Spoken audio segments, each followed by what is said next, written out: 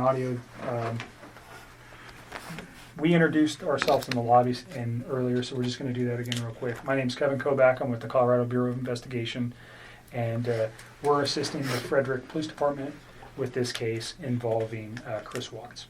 And this is Tim Martinez. Also an agent at CBI. Sir, if you just introduce yourself. Dwayne Kessinger. I'm Nicole's father. Dwayne, what's your birthday? November 3rd, 1958. And home address for you, sir? 8801 West 65th Avenue. What city? And that's Arvada, 8004. And a cell phone or a home phone or where? 720-982-4547. Thank you. And Nicole, can you just introduce yourself for the recording? Nichol Kessinger. Do you need all the other stuff? Yes, please. I live at 12255 Claude Court. Unit 612. Phone number 720-656-9605. Claude Court, is that? I think we determined it was North Glen, right? Yes. Do you know your zip code? 80241. Okay. Can you speak up just a little bit so the recorder? I know you're tired and you're stressed, and we won't be here any longer than we have to be. You've already had a conversation with people before. You came here on your own free will to talk to us. We picked you up at your request and brought you here. You can get up and leave at any time. You don't have to talk to us. If there's a question you don't want to answer, don't answer it. If you don't want to talk anymore, just tell me I want to leave. And I'm kind of in the way of the door, but you're not being interrogated as a criminal suspect. We're here to understand your relationship with Chris and what you know about Chris and his family, and events relating to Chris Watts. And do you know him as Chris or Christopher? Either one. Okay. So the phone number that you reached him on, can you tell me what that number was? I think I deleted that out of my phone too. I just cut him out of my life. It's a 910 number. You guys have it. We gave it to Mark yesterday. Yeah, So I probably he'll have it, have but it. just in case. I don't have it anymore. If I recited it to you, would you know it? Just the first three numbers. Okay. But you know it as a 910 number? Yes, that's what I do know. I mean, that's what I've got. North Carolina or something. That's North what it Carolina. is. Okay. So let's just start with a timeline of your getting to know Chris, how you guys met, where you met, all those things. And let's just run. And I'm not going to ask you specific questions unless I think it's necessary. I'll let you just tell me your story. I think it's a little bit easier that way. So I just want to know how you met him, where you met him, how long you guys were dating, and those kind of things initially. Okay. I think I met him sometime in June, probably early June. It might have been May. It was just talking at work. It was pretty casual. And he didn't have a wedding ring on his finger. And every time I talked to him, he didn't tell me that he was in a relationship. He didn't even mention his kids right away either. And then one day he told me that he had 2 kids. I was like, that's pretty cool. And started telling me about his kids. That sounded like a sarcastic comment. No, I thought it was kind of cute. I was like, oh, he's a dad. It was right around Father's Day too. So whenever that is in June. Okay. Yeah. So I'm not good with holidays. He told me he had kids, and then it was Father's Day shortly after Okay. that. So that's what I do know. And I was like, I thought it was cute. And then he's telling me about him. He's pretty excited about him. And then he mentioned that he did have a significant other. And then he told me that those two were in the process of a separation. Did he mention the children's name or his significant other's name? I didn't know his significant other's name for a while. And then I think he told me his kids' names pretty quick, but to be honest with you, on an exact date of when that happened, I don't know. So in May and June, first of all, where do you work? I work at Anadarko Petroleum Corporation. I'm contracted to Anadarko Petroleum Corporation. Okay, and you work out of an office setting where? In Platteville, Colorado. Okay. And Chris also works out of that location, per Yes. se? Yes. He's in the field, but he comes into the office with his team. So you work, what is your job responsibility? I do health, safety, and environment. Okay, so you work in the office and you take care of health safety for, Anadarko is an oil and gas company, right? Yes. So you're doing health safety in the office and Chris works in the field Yes. as a, what kind of job does he do? He's an operator, so I don't know like all of his daily duties, but he's a field operator, so he works with like the oil wells. So he goes out and does work on those, whatever Yes. that work might be. But he comes into the office frequent. In the mornings, his team meets in the mornings. They're not all in there every day. Some days, some of them are in there. Some days, other ones are in there. But in the mornings, typically from like 6:15 to probably 7, somewhere around there. And is that where you met Chris? Yes. Okay. So can you just take us through kind of a little bit of the early part of how he courted you or you courted him? I don't know which one happened. How you guys got to know each other?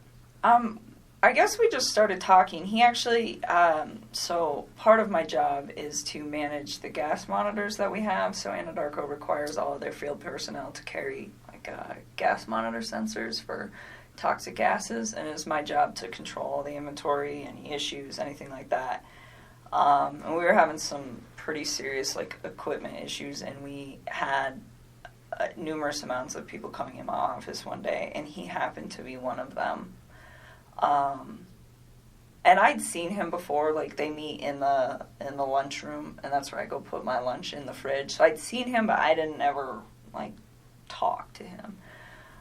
So that day we just started talking, and then every time I saw him in the hallway after that, and it was always hit or miss, like it wasn't an everyday thing, it was just when I saw him, we just started talking, and we just kind of had a lot in common and just hit it off, so we'd always have, pretty good conversations, and then, I don't know, one day he told me that he had kids and started talking about his kids, and then mentioned, yes, that I have a wife, but we're getting separated. I said, okay. And then When do you think that was? when he said all that, So specifically when he told you he was getting separated from his wife, was that within the first couple of weeks that you knew him, or was that later on? You said you met him around May or June. yeah, it was still in June. Okay. It would have been before Father's Day. So had you guys ever gone out on any kind of No. date at that time? You just No. were conversing at work? Yeah, that's all it was. And then, I don't know. We started hanging out. We hung out. We went to a park. Hung out at a park. Let's go back real quick. So why did he tell you that he was getting a divorce? Did he ask you out at that time? No, he didn't. I think he was probably interested in me. And so, he talked to me a couple times via his work phone, and I was like, no. Like, it was still very, like, friendly conversation. But then when I realized, like, this man is interested in me, I'm interested in him, this is personal, so we got away from the Anadarko thing, because I really don't want those guys affiliated with any of this. And So you have a work phone that's specifically... no, I have one phone that I do both on. He has 2 phones. Okay, so he had your phone, the 720-656. That's the only number that I roll with all the time. Okay. So he has 2 phones. All right. One of those owned by Anadarko Yes, and one sir. personal. Yes, sir. Do you know what his Anadarko phone number was? Okay. It's been so long, and I mean, I'm sure I could like look it up, but I tried to look it up for those guys yesterday, and I couldn't find it. Okay. We can find it. That's okay. Just wondering if you knew it. But at that point, we just like took it to his phone because I just felt it was like better that way. And we just continued to talk, and then Let me go back to the park. Where was the park? it's like down the street from my house. It's called East Lake Number 3. Your house Yes. in North Glen? Yes. And that was in the June time frame. Or like the beginning of July. It was like right around my birthday. It's like so sometime at the very end of June or the beginning of July. Okay. And that's the first meeting you had outside of work? Yeah. Basic conversation for a first date? I mean, we kept it pretty simple, I guess, I don't even remember everything we talked about. We Sure. were there for a few hours. But Understand so if I ask about conversation, what I'm looking for, was he talking about his family? during any of these meetings. Those are the kind of, I understand, whatever you guys were talking about, relationship, your life, your interests, those things, we don't need to know that. What I'm interested in is knowing is when he brings up his children, when he brings up his wife, when he brings up financial information, when he brings up his home, when he brings up anything that may have been, and it's been a few days, so you've had a chance to reflect on some articles that you may have read, and unfortunately, that you're in a situation where somebody has been murdered. And that information, when you look backwards in your memory with the conversations with Chris, anything that he might have said that would be relative to that, and I'm not just, even if one day he was mad and he said, I want to do this or do that, anything like that, if he ever made any kind of statements that you were like, whoa, that was weird, or why would he say that, or why did he mention that? Do you understand what I'm No, looking for? I completely understand. I just feel like some of this happened so long ago that I can't tell you like the exact words of the exact conversation at the exact time and place, because it's like we had a lot of conversations. I mean, we talked every single day. So it's like I'm trying to help you guys with the stuff like the stuff that's more current. I can give you guys a lot more like detail and exact times. But when you're asking me about something that happened 6 weeks ago and exactly what was said, it's like, I mean, I'm sure I can give you a general idea, but to be honest with you, like to pinpoint exact words, it's not going to happen. I'm not looking for exact words, just more, let's say 6 weeks ago he said something that triggered with you last night. That's what I'd be looking for. Or something 4 weeks ago. And if you don't remember where it was or the specific words, that doesn't matter. Just he said something that was off the wall, or he said this or he said that has caused you a moment to pause and you go, wow, I wonder why he said that. Now knowing what you know today.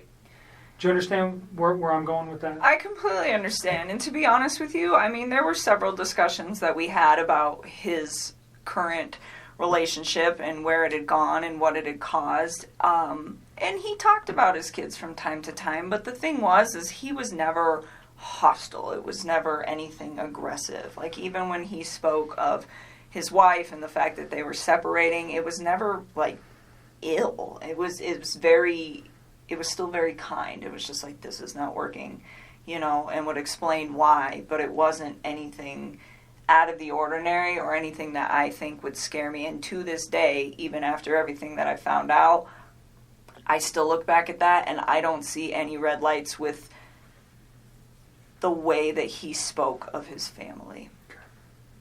Okay. Can you just describe his overall demeanor over the 8, 10, 12 weeks that you guys knew each other? It wasn't that long. It was like 6 weeks that we were hanging out. Well, I guess we knew each other longer. Okay, but you met him in the office, and just his overall persona, was he aggressive? Was he mellow? Was he calm? Was he outspoken? Who was Chris? I think he's an introvert. I would consider him to be like a pretty, I don't want to say he's a very reserved individual. I think he's probably more reserved around other people. I think he emphasized to me that one of the reasons that he really enjoyed talking to me is because if he felt like he could get out of his shell.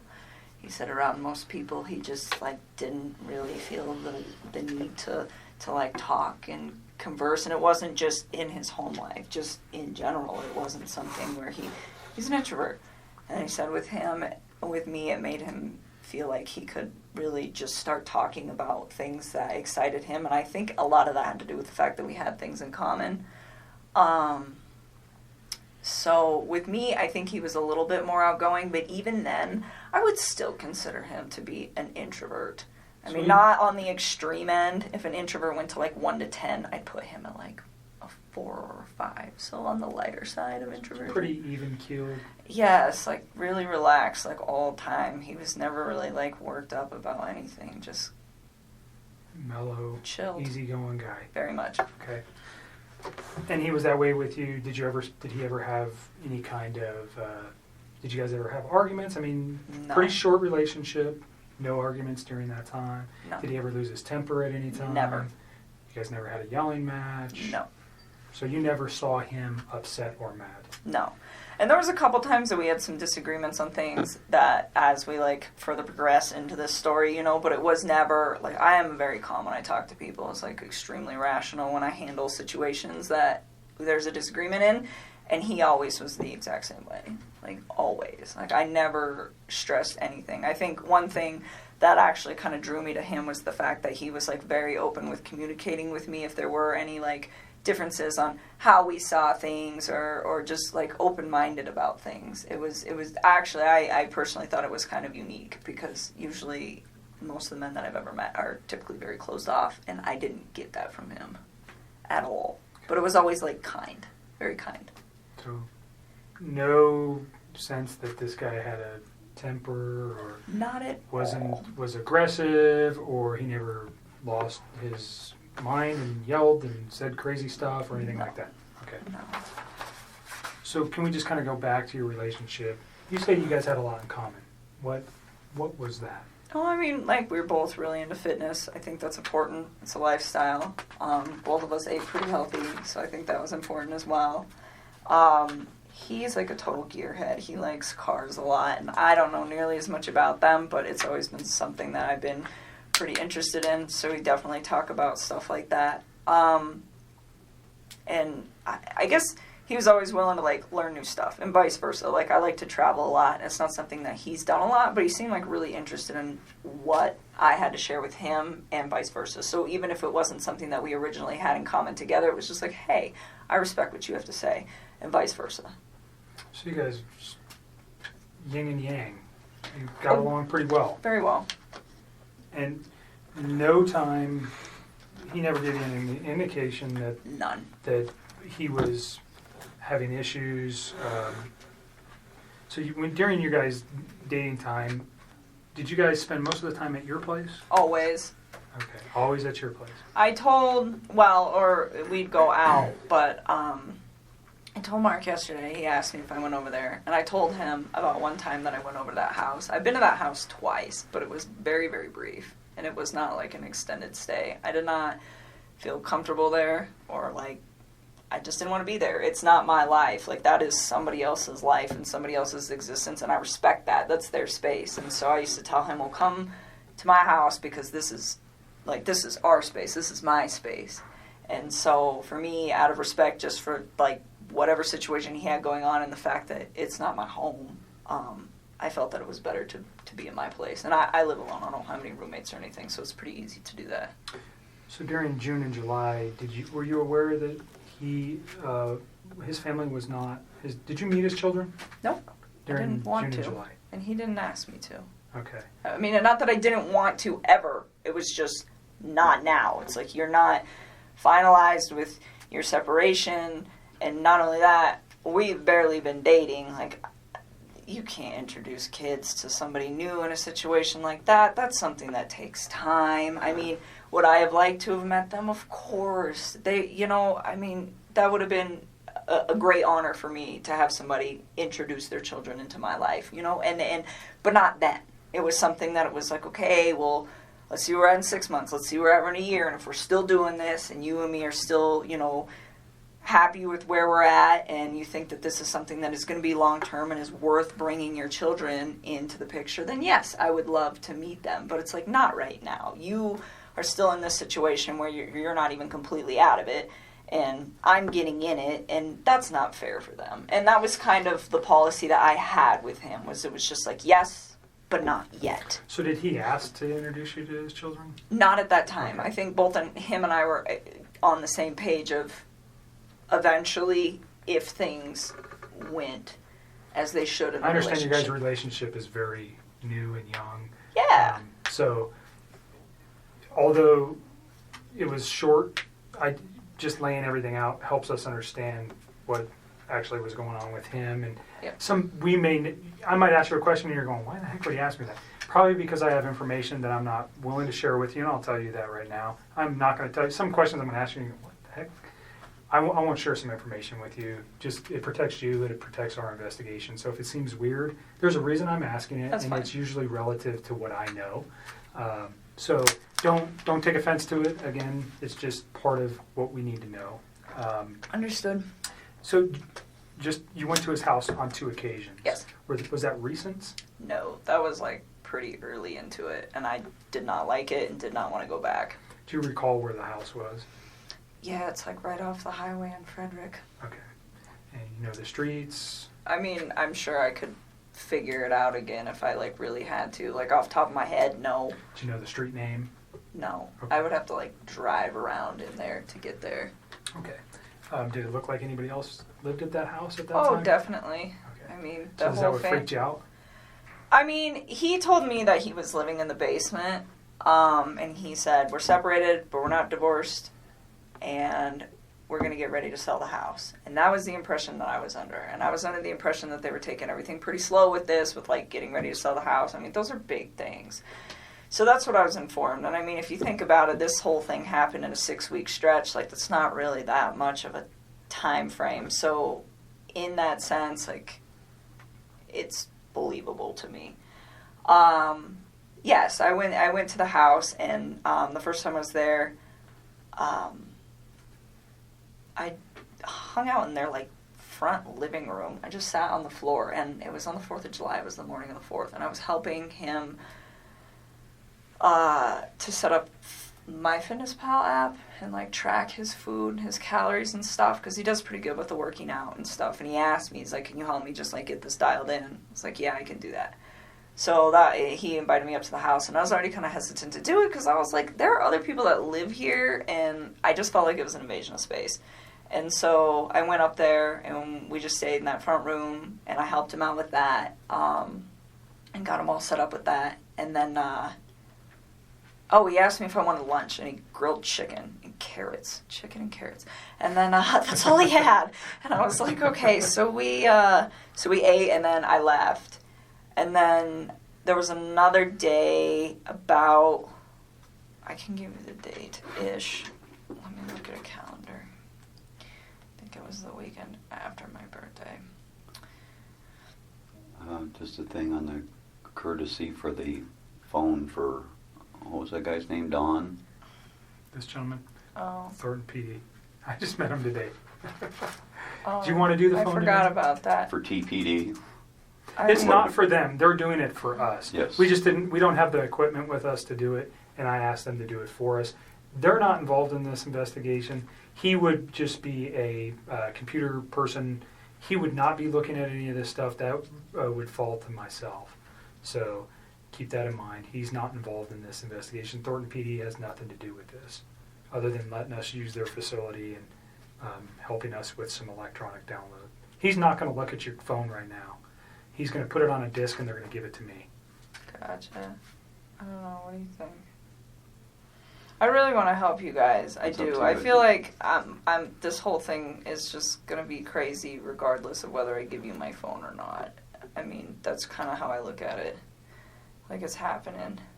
It's going to happen. Well, the texts Media's just reiterate gonna- what you've been saying all along, so it's not like... Well, they do. That's the other thing, too. I mean, that's kind of a good backup. Yeah, I'll give I it think to him. you hit the nail right on the head. There's reasons why we want everything. It validates things that we know. I'm not going to come out and tell you that if you tell me something today, we'll validate it with your text messages, whether it's the ones we have now I or the will- ones you're going to give us. I'll give Certainly. it to him. If you want to go get him. I want you to read this, is what I want you to do before you decide that, okay? So the second time I went to that house, I'm not sure what day it was, but it was the weekend of the 14th. Of August? July. I don't know if it was the 14th or the 15th. One of those 2 days. But we had went out and we stopped there just real quick on the way back.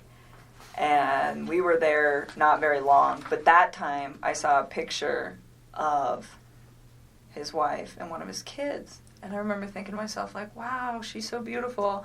And I, like, took a step back and I was just like, this man has a gorgeous house. He has beautiful babies. He has a beautiful wife. He has an awesome job. Like, why would he want to leave this? And I remember talking to him about it. And that was the first time that I tried to actually say, what do you think about not separating from your wife? Like, what if you really try to work on this? And he had expressed to me that we've tried to work on this and it's not working, so that is why we're separating. And I spent some time, like, just, you know, kind of, because it almost made me feel bad, where I was, like, to the point where I'm engaging in a relationship with a man who, the way he described it, is in a contractual agreement, but was not in, like, an emotional relationship with somebody. And for me, the way I would have preferred to do this is to have waited till that contractual agreement was also done, and he was done. And he could have approached me and said, I'm just had a divorce, you know, maybe we could take this slow, what do you think? But instead it was, oh, we're separated and we're working on a divorce. And that is the part that I feel bad about, because I should have waited on that and I didn't. And, you know, I was just like, well, they're already there. So, you know, but then being in that house, I was just like, why? Fix this. Find a way to fix this. Make it work, you know? And I was like trying to push him to do it, and he seemed pretty reluctant to do it. He didn't want to. And, I don't know, we were still seeing each other fairly frequently, but I kind of like backed away so we weren't hanging out quite as much, and we were still close, but it was just, like, I really wanted him to try. Like, I wanted to know that he tried and it didn't work, and then he moved on, not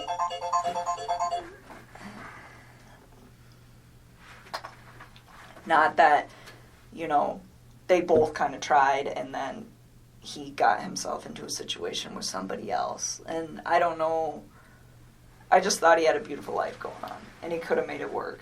That was the way I looked at it from the outside. So is this something you reflected on since this event, or was this you? No, I was doing it then. Like, you said see this it this doesn't look right. He's kind of I don't want to be responsible for breaking up a marriage, especially with 2 children. Is that kind of the gist I'm getting here? I didn't think it didn't look right. I mean, I think he was legitimately sleeping in the basement, and I didn't think that these two were. I mean, I think it was like, hey, we're both stuck in this house for now. We got to sell this. In the meantime, you live here, I live here. We sleep in different rooms, take care of the kids. That's just like kind of how I took that. And no, I didn't think it didn't look right. I just thought it just seemed like he had so much going on, and it was just beautiful that I was like, why don't you just try this out, you know, and see if you can fix it. And he'd always be like, well, what about us? What about us? I'm like, don't worry about us. Like, that is more important. Like, try to see if you can, like, salvage whatever it is that you have going on with your wife. And you know, I always got the impression that he was a great father to his kids, like, always. And so, you know, and I was like, and be the dad that you want to be. I was like, and see if you can make it work. And he just, like, we kind of talked about it off and on for, like, a few weeks. And I was just kind of like, I don't know. Like, I think I was kind of, like, cold feeting about it after I went over his house. And so this was, like, pretty early on. And then he told me that, he went to North Carolina. And he was like, I'm going to talk to her when I'm in North Carolina and see if I can get her to do this, to, like, try to, like, rekindle the flame. Okay, so try to salvage his relationship as you've been asking him. Yes, and then if he when decided... When did you go to North Carolina? I think it was, like, the last week of July, somewhere around there. Okay. So, I mean, this was, like, a couple weeks that I was just kind of, like, trying to push him to do that. Let's pause at North Carolina, and we'll come back to that real quick. I want you to read this. If you don't understand what it means, then ask me the question. But basically what it says is you have the right not to let me look at your phone. I'm asking to look at your phone for the purposes we previously discussed, for the text messages and your phone log, and unfortunately the photos that are attached therein too. That information is only relative to this investigation. I'm not looking at anything else except for the conversations between you and Chris Watts, and the phone data between you and Chris Watts for phone calls, for times and dates for those phone calls, and then the content of the text messages that are there. And we'll write that specifically down here. Understand I that don't want anybody to get some of those texts. Like, they have nothing to do with this case, and they're just like, between you and Chris. yes, they're just. So just tell me what you're. They're just kind of raunchy. Okay, like, I well, don't need anybody. everybody's I an don't adult. Need that posted like We're not going to somewhere. post it. I don't need. I don't want the newspapers to get that. That's all I want. The I just only need ones them that to we would not be get looking that. for, again, is the same kind of questions we're getting to here, is things about his children, things about Understood. his wife, the Understood. questioning of, did he ever, has he ever said something to you that might indicate, maybe not then, but now, that there was something like this in his mind? Or, you know what we're looking for. I don't need to come out and tell you that. I understand the embarrassment of particular photos or potential sexual types of conversations you may have had with Chris. It's not relative to the investigation. We don't care. Okay, you're an adult. I'm an adult. Everybody in this room is, even your dad. And I give it to you for saying that stuff in front of your dad, because I'm not sure many women could do that. So that's not what we're after. We're after the information that corroborates things that you've told us, and also that corroborates or may tend to prove that things that Chris told us were a lie. You understand that? Mm-hmm. And that's maybe going a little bit far. I usually won't tell people that, but because of your reservations, that's what I'm looking for. If I can disprove something he's told me by a phone records don't lie. People do. Okay? So if I can disprove something that may be important, that's what I need it for. I'm not saying I can.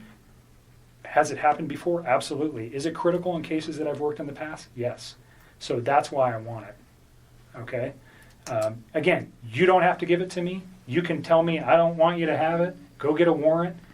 I'm not even going to tell you if I go get a warrant, try to get a warrant right now. I'm just asking for you to consent. And again, we can write right here what you're willing to give me, which is the text messages and the phone log.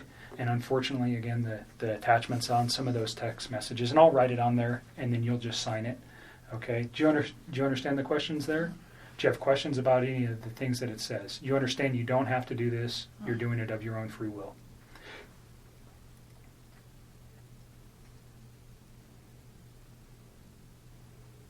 And I know you're tired, so if you want to let your dad read it too, He will. Thank you. that's a good idea. Can you fill it out before I sign it? Yep. And just you read it, and if you have any questions, then we'll put on there what we're after. I'm so hungry. You should have told me. I would have got you some food. I got food in my car. It's not staying down. It's just coming. She hadn't been back up. feeling good. Not because of just Like, I got sick prior to this Jim. whole thing happening, and then I think all of this compounding with the Stress. fact that I'm sick, it's just not good. I've not really been eating or sleeping much at all.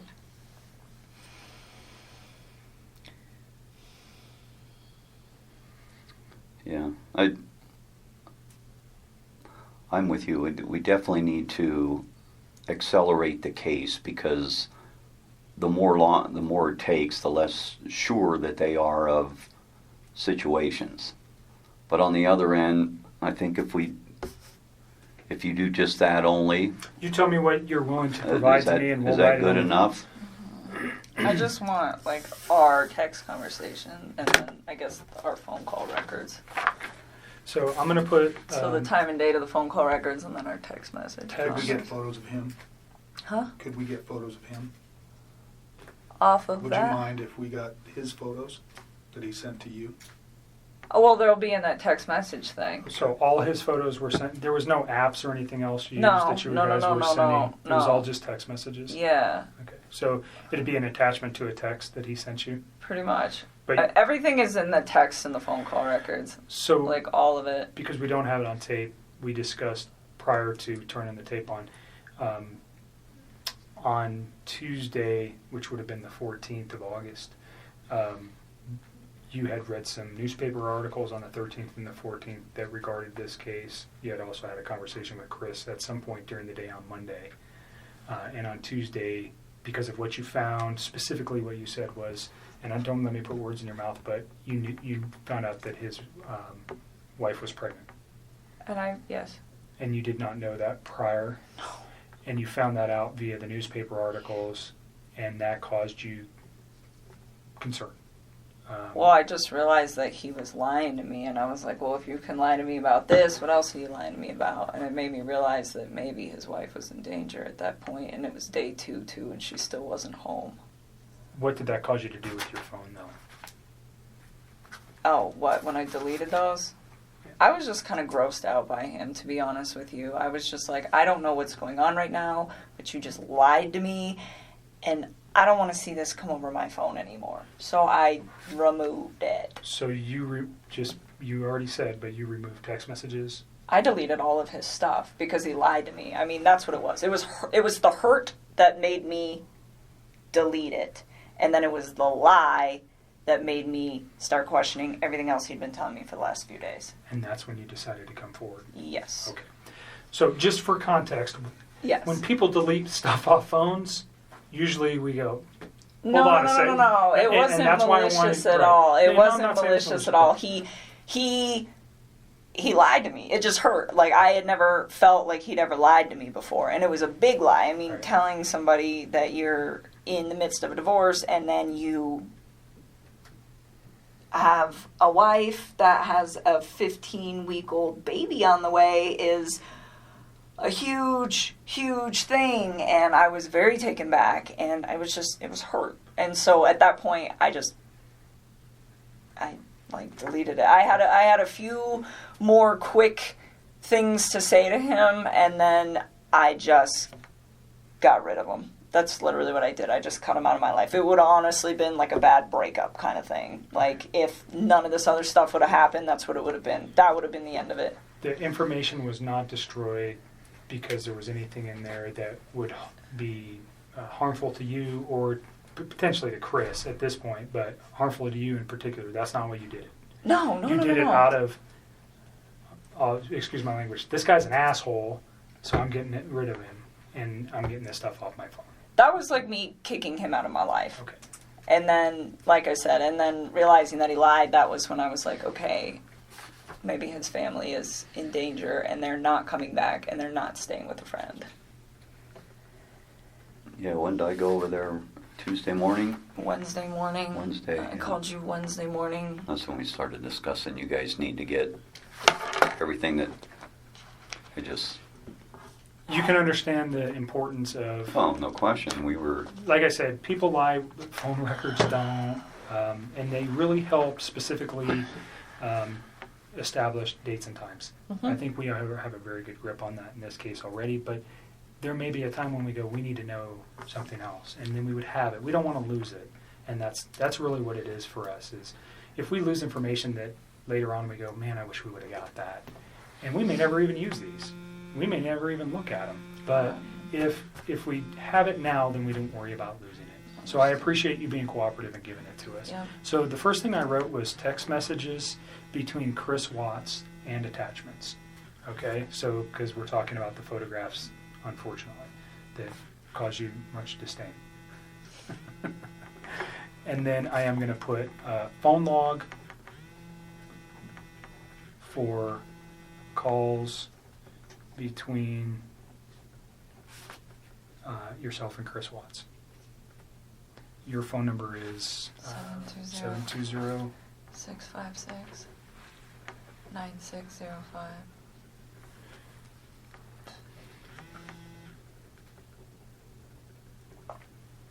And this right now is located we're at the Thornton Police Department. It's going to be moved to so this is kind of, doesn't make sense, but we're here. It's going to be moved to the Colorado Bureau of Investigation. He's going to download it here, but I'm going to take it with me, just so you know. It's not staying here. Okay. They're not going to retain any of this. This comes with me. Okay. Okay? Is there anything else you want on there? I think that's about... That's it. I mean, I don't have social media. I don't really have anything else you guys can poll. Okay. Is there anything else you know of that could help us with this that is not on this sheet? As far as, like, data? That's on your phone? No. I mean, everything we did was, like, text and talk, pretty much. I mean, and like I said, any pictures that I had, like, even if you were to restore all my regular photos, there's so many pictures in there, and you wouldn't even know which ones were for him and which ones weren't. But any picture that I wanted to send to him, I sent via text, so if you guys go through the text and the attachments, you will have you will have everything that wasn't said verbally and was done via text. But I think that's it. Like, I don't have anything else. As far as, like, no Facebook, no Instagram, no Twitter, no LinkedIn, like, none of it. So, there was never any of that kind of correspondence. So I think that should probably cover everything you guys will need. Is there any particular messages that would help me so I don't have to look at, because whatever's on your phone, I don't know how long we're going to get back to, but let's say is there a particular date or time or message that stands out to you that would be relative to, specifically to the investigation into this case, that might assist me in understanding why something like this could have occurred? I'm still in shock that this whole thing happened. Like, imagine. That's why I gave him the benefit of the doubt for the first day, because I was just like, no way. Like, I didn't even think about that. I mean, murder was not on the top of my mind when somebody doesn't come home for an evening, especially if they just, like, had some sort of, like, heated conversation. It's like, okay, you guys are separating, you have a heated conversation, you leave for a night. Like, I didn't even think this guy killed his wife. I mean, that like, murder is on something on the top of my mind when I call one of my friends for 3 or 4 hours and she doesn't answer the phone. Like, that doesn't even process to me as, like, a real thing that is a possibility at that point. And so that's why I gave it a day, and then the second day I was talking to him, he was just, like, a hot mess, I could tell. And then with, like, the way he was talking to me, and then that's kind of when I cut him off and I stopped talking to him. And then...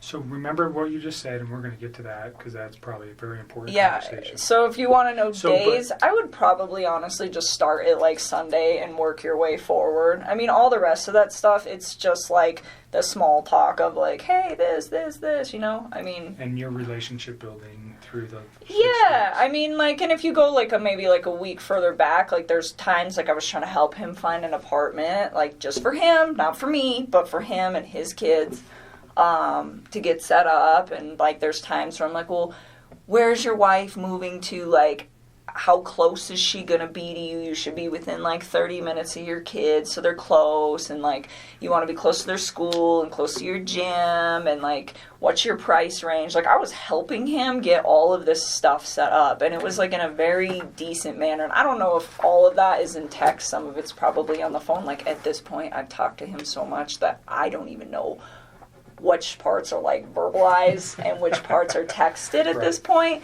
But we can figure it out. Okay. You see what I wrote? Text messages between Chris Watts and attachments, and then the phone logs for calls between your phone number and Chris Watts. Mm-hmm. Those are the two things that we'll ask to be extracted from your phone. So if you're okay with that. Why does it say items removed? Cell phone data. Isn't that this? That is that, and that's what he's Oh. going to remove, and then that officer is going to fill that out. Got you. What is the date? I don't even know what the Today date is the 16th.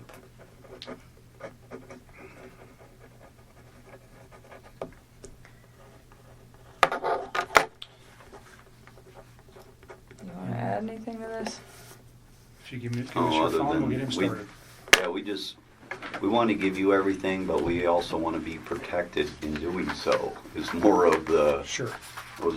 thing. It's just And when he's done, we'll give you our Is there a copies. password or anything? Like, will it lock up after a Yeah. period of time? Yeah. Right here.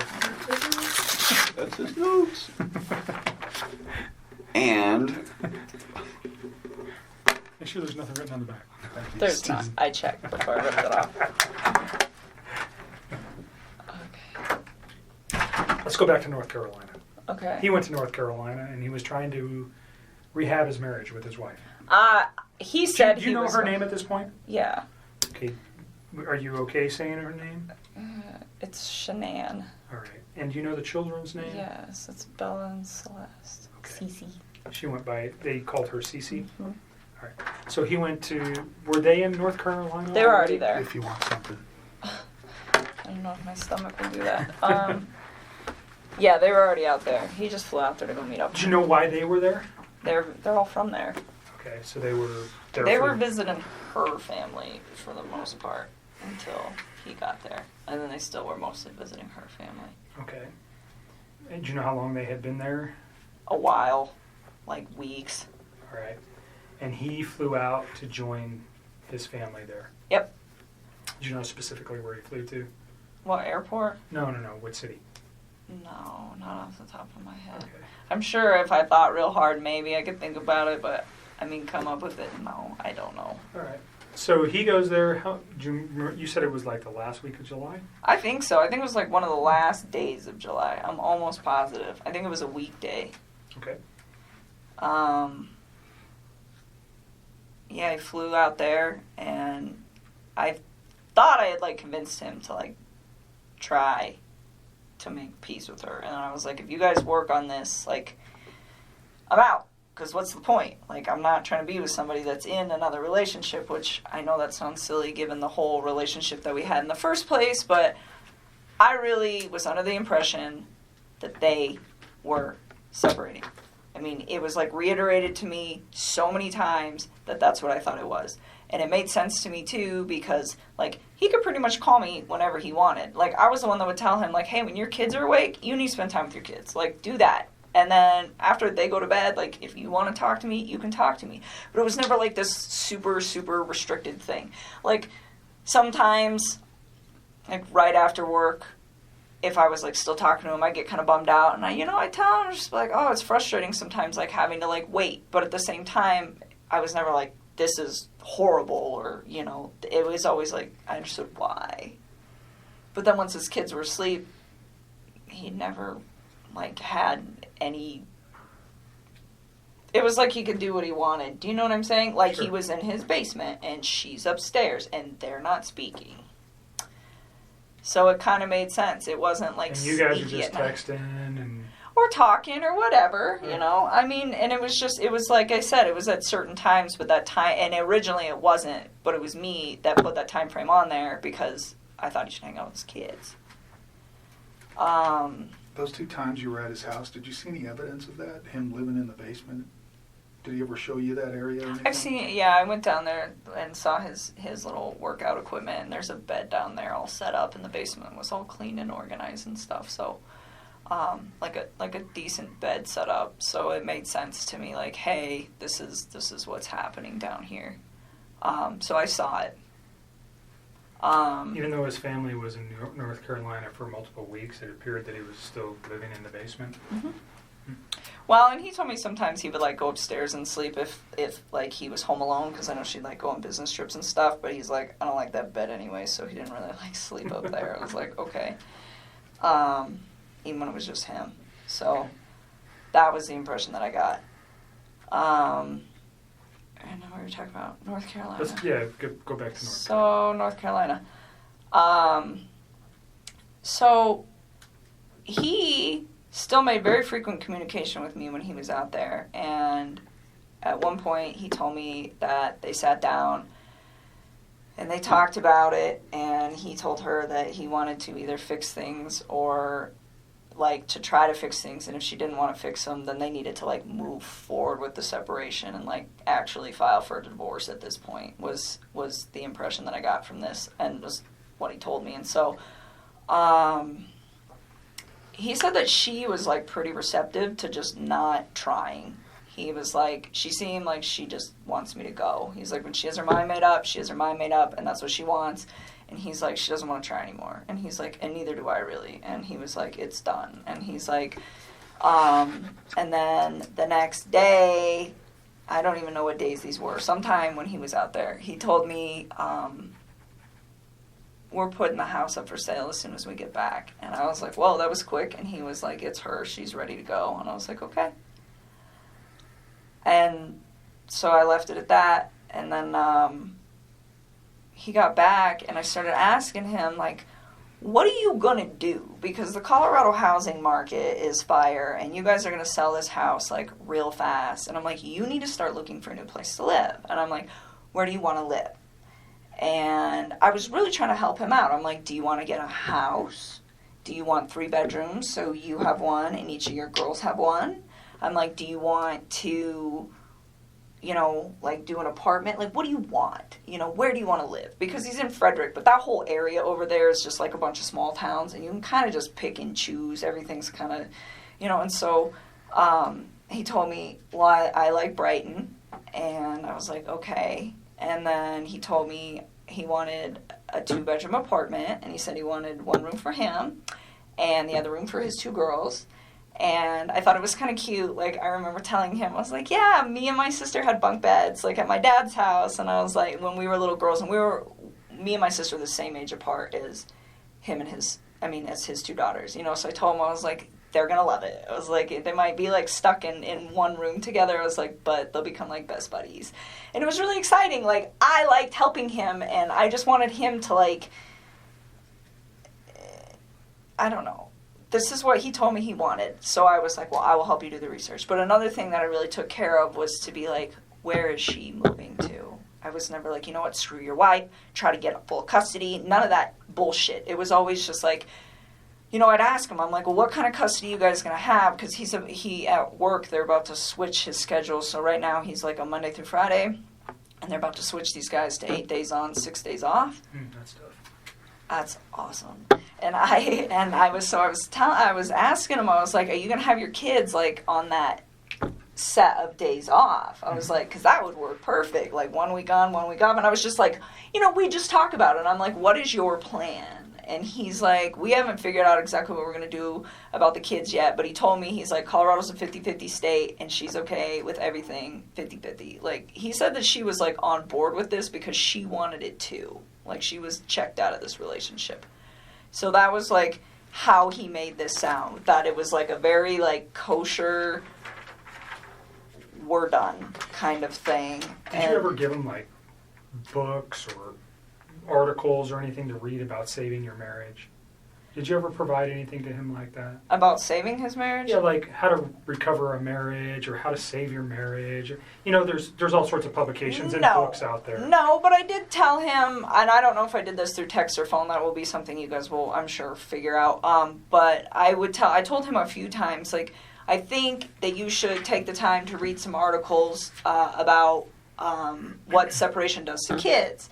And I told him, I said, when my parents separated, we were literally like 3 and 5. We were almost the exact same age as these little girls. And I told him, I said, I was so young when it happened that it didn't really have like a big negative effect on me because I was so small that I didn't really process it too well. I was like, but I do have cousins that their parents got divorced when they were like 10, 11, and I think that it hit them a little harder, and he's like, oh, they'll be fine, and I told him, I was like, even though they're small, and you think that they'll be fine, I was like, I think you guys should just read about it just so that you guys are prepared in case, one of these two starts having a hard time with the fact that you guys aren't in the same house anymore, and I would tell him, I was like, there's pros and cons to it, like, because he was, like, getting ready to do it, and it would be like, it's kind of cool having 2 Christmases, and, like, your parents get to go, be happy doing whatever it is they want to do with their lives, and they don't have to be in a situation that's probably not good for the kids because it's not good for those two, but at the same time, it was like, just read. Like, that's what I always used to tell him. I'd always tell him to, like, I tell people to read about everything. Reading is so good for you. So he, at this time, is telling you that, yeah, I am the guy trying to save the marriage and she doesn't want it. That's what he told me. So, and and then he was like, she doesn't want it, so I'm not going to do it. And then it was like, we're filing for divorce, we're selling the house, and this was like all as soon as they were coming back from North Carolina, like boom, boom, boom, boom, boom. Did you recall when he gets back from North Carolina? No, I don't even know how long he was out there. I know it was like less than 2 weeks and more than 1. Okay. I don't remember. So he comes back early August, would that be fair? Oh yeah, it was definitely like in the first 2 weeks somewhere. All right. Probably the second week of August at some point in that. I don't remember when. Does his wife come back with him at that time? Or yeah, they all came back. They all come back at the same time? They all came back. And then, so he continues to just, tell me that this is like what he wants. And so I took the time, and you will see that in the text too, where I I found this apartment. It was perfect. It was so cute. I was like, it's in your price range. It's like 6 miles from the gym. It's 23 miles from work. I'm like, it's super close to Frederick. It's going to be by your kid's school. Like, this is the spot, and I told him, I was like, I'll keep looking for more places. And he's like, well, there's some that I want to go see too. And he actually had me thinking that he was going to go look at these places this week.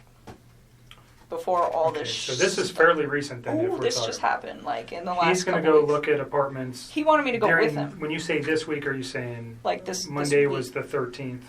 Like this week. Okay. Yeah, so I told him, I was like, well, pick out a few spots, and if you want me to come with you, I'll go look at them, but you know. You said earlier that he had never, or that the apartment wasn't for you and him. It was just for him and his children. Oh, yes. It wasn't. You weren't. Had no intentions of moving in with him. No, I have my own spot. I still have a lease there till July, and even then, like, he never asked me to move in with him, Okay. and I never tried to move in with him. I mean, I told him, I really try to take everything with this whole situation very slow. The only part that I screwed up on was the fact that he wasn't completely separated from her when him and I decided to spend time with each other. That is where I screwed up. But other than that, everything else, it was always like, you know, you build your life, I'm going to build my life, we will intertwine them, but I am not ready to, like, do this. And he respected that. And I even said that, and I don't know, that might be in the text, but said that too, where it's like, Chris, like, you need space. Like, you're just getting out of a divorce. Like, personally, I think jumping into a new relationship is a little quick. It's like, I was in a relationship earlier this year, and I think this is also a little quick. And I'm like, so why don't we take our time? And I'm like, if you guys end up doing a week on, a week off with your kids, and like the week you have your kids, be with your children. And the week that you don't, I'm like, I don't even want to see you every day. I'm like, I think we should spend like a few days of that together. I'm like, because I like my space, and I think you need your space. I think you need your space to like develop your identity again and like get it back, because I think he's just been like so wrapped up in this whole thing that he's got in his own life and his life that he doesn't remember probably what it's like to like be single or have time where it's like just him. Sure. And so I was just like, like, embrace that. I think it's a beautiful thing, and I really try to like take it smart with all that. And it was the same thing with his kids. I was just like, like, and we talk about things every once in a while where I'd be like, hey, if I ever meet, because like I have a lot of house plants. That's a good example. So I have a lot of house plants, and I told him, I was like, one day if I ever meet your kids, I was like, I'm going to show these girls how to like paint pottery and plants. I was like, I think they would love to see something grow that they built. I think it would be really, really cute.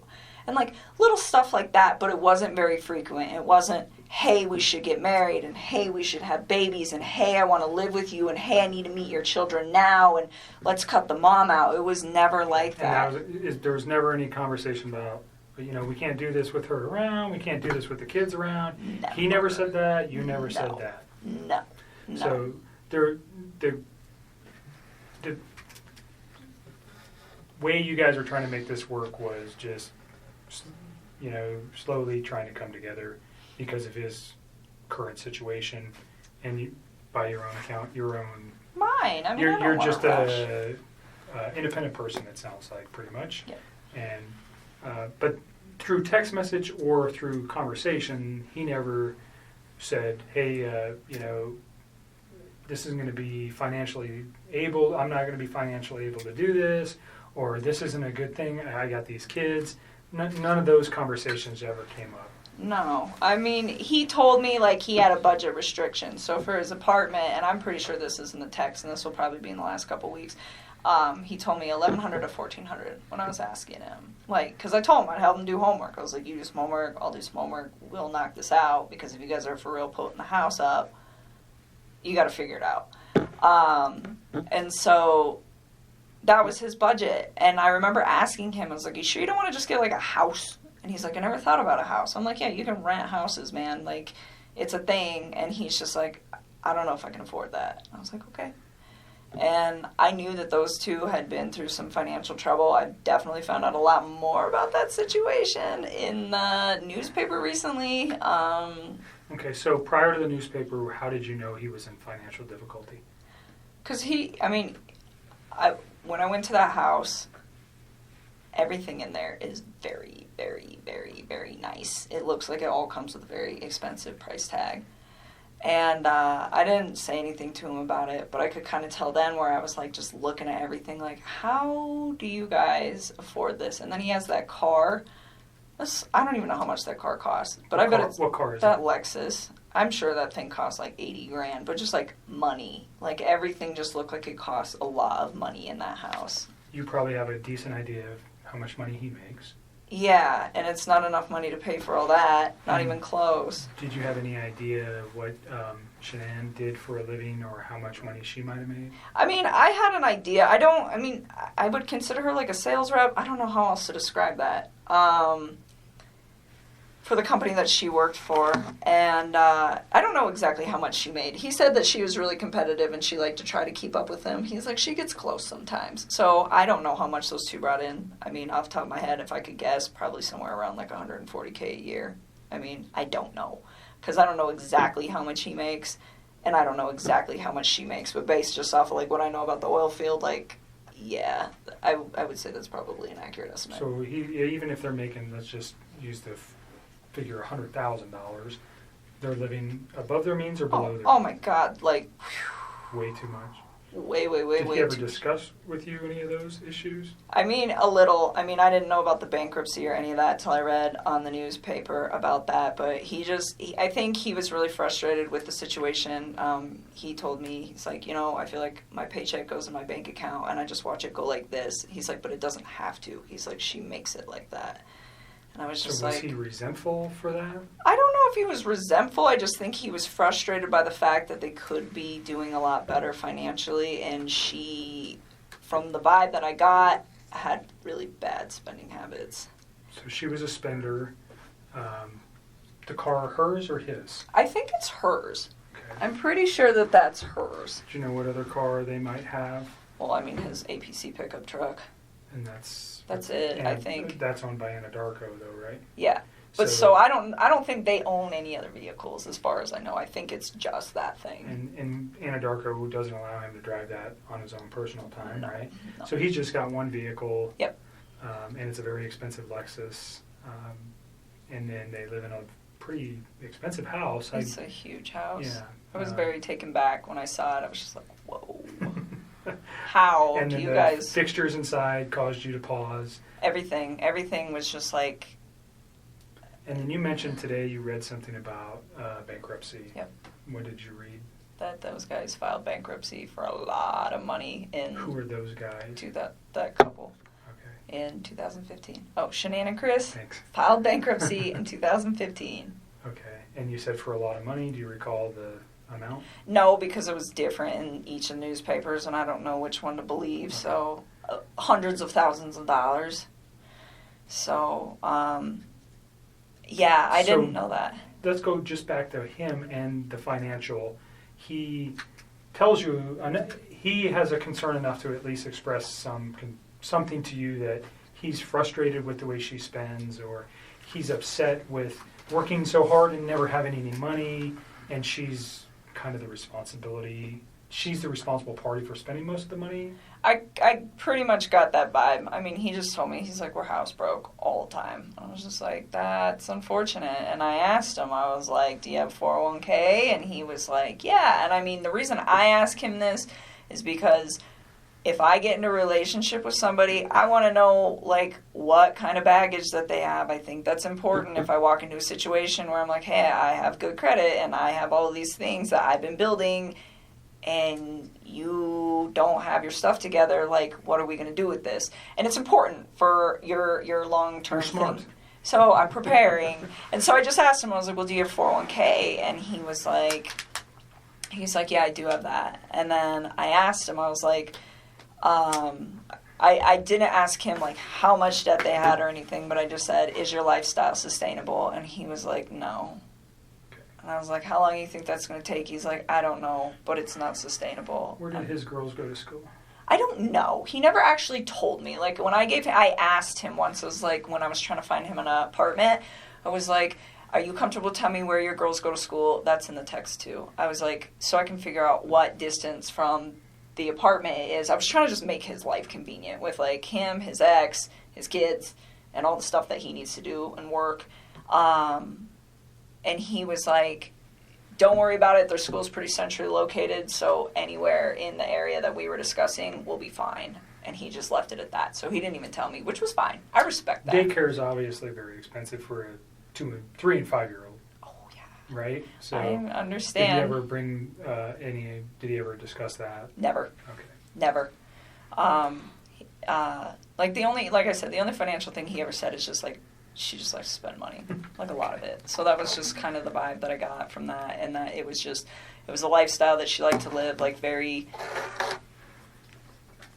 like materialistic kind of lifestyle. Wanted Like to it was project a certain image. Yes, all the time. And he said that was why they got that house too. It's like she wants everybody to think that we live a certain way and that we can like sustain all this stuff. And he's like, and we can't. And I told him, I said, when you're in those situations, why don't you, I'm like, do you like voice your concern about this?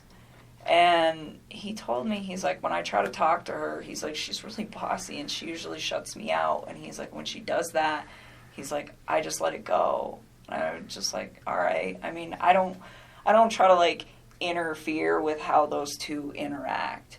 But I did ask about it because I'm just curious, because I would never put myself in a situation where someone was like, you know what, we're going to live in this house that costs like double what we can afford, and that's how it's going to be because I want everybody to think we're fancy. Because I wouldn't do that. I mean, to me, like I wouldn't put up with somebody doing that to me. And I'm not saying that that's what she was doing. I mean, for all I know, he could have been completely lying about this. He could be the one spending all the money. Sure. You know? This is just what he told you. Exactly. So, I mean, that's as far as I can interpret it. So I can't be like, well, oh, she needs to do this and she needs to do that. But he voiced his concern where it's just like financially, I'm in a very bad spot that I don't need to be in, but I'm stuck in. And that was kind of where he was at. So, but I mean, he was never like mean when he talked about her. He was never hostile, like nothing like that. He just, I mean, very calmly like, this is the situation. And I think the only reason that he even provided me with that information is because I asked. Okay. You said something about her being controlling or Bossy. bossy. That's what he said. Bossy. In like all aspects of their life, or what? Do you know exactly what he meant by that? How that affected him? I think he was just saying when he voices his opinion, it's not heard. Is the gist of that, which I thought, from what it sounded like from their separation, from them trying to separate, that was a big deal for him, where he was saying that the reason that they don't really get along anymore is because he feels like he's not heard. He says that he comes home from work and he tries to talk to her and she'll just be like, 1 minute, I'm on the phone. Or she'll like scroll through social media and she like doesn't acknowledge him. And he said that he'd addressed it with her a few times and they're calm. He said they don't really like fight. Like they don't scream and yell. And he said he'd addressed it with her a few times and he said it just fell on deaf ears. He's like, she just seems like she's not interested anymore. And I think it made him sad because, I mean, he was like all about his kids and he seemed like he was trying to be all about her, but it just wasn't reciprocated. And I think at that point he was just like, they just kind of like fell apart. Okay. Just kind of drifted apart. But was that your words or his? What, that they fell apart? Those are mine. Okay. Those are mine. He just said that they didn't communicate very well. And it wasn't in a aggressive way communicate. It was just the fact that they didn't like communicate at all. They didn't talk. They had children and was there ever mention that he was trying to resolve or save his marriage for the children's sake? A lot of people talk about that. Did he talk about that? I mean, he told me that he believed that the only reason that those two had still been doing it as long as they've been doing it, he told me that her and him have had communication issues for about 6 years, where she just seems really like detached and uninterested in like trying to like build something with him. And he said, and I said, 6 years is a really long time for you guys to not fix that, considering they were married for, 8? I mean, that's like the majority of their marriage. And he said, sometimes I think we just do it for the kids or something like that. I mean, it's been a long time since I had Sure. some of these conversations, so I don't know like verbatim, that's- but it was we're trying pretty to much just like, Get you to remember some yeah, things. like, but he said it wasn't just him though. He was like, I think she does that too. Okay. You know, I mean, and it was like this equal part where they are just kind of like going through the motions, I think. Mhm. And so, like, when he told me that she was cool with like the 50% everything and just like breaking it off and being really civil about it, it kind of made sense to me, because I was like, the way he made this sound, it wasn't, oh, she's this horrible person, or oh, I'm this horrible person. It was, her and I have drifted so far apart that it's kind of a mutual agreement that this is not going to work. So in those 6 years, though, they had 2 children. Yep. And you said earlier you did not know she was pregnant until reading the newspaper. Yep. So that never came up in any conversation. Never. There was no indications that was going on. None. He never hinted to anything like Nothing. that. As far as you knew, he was just leaving her. He had 2 children, and that was the final take on that. Yes.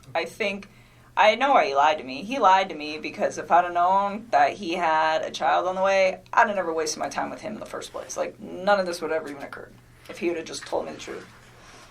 So do you think if he found out that you,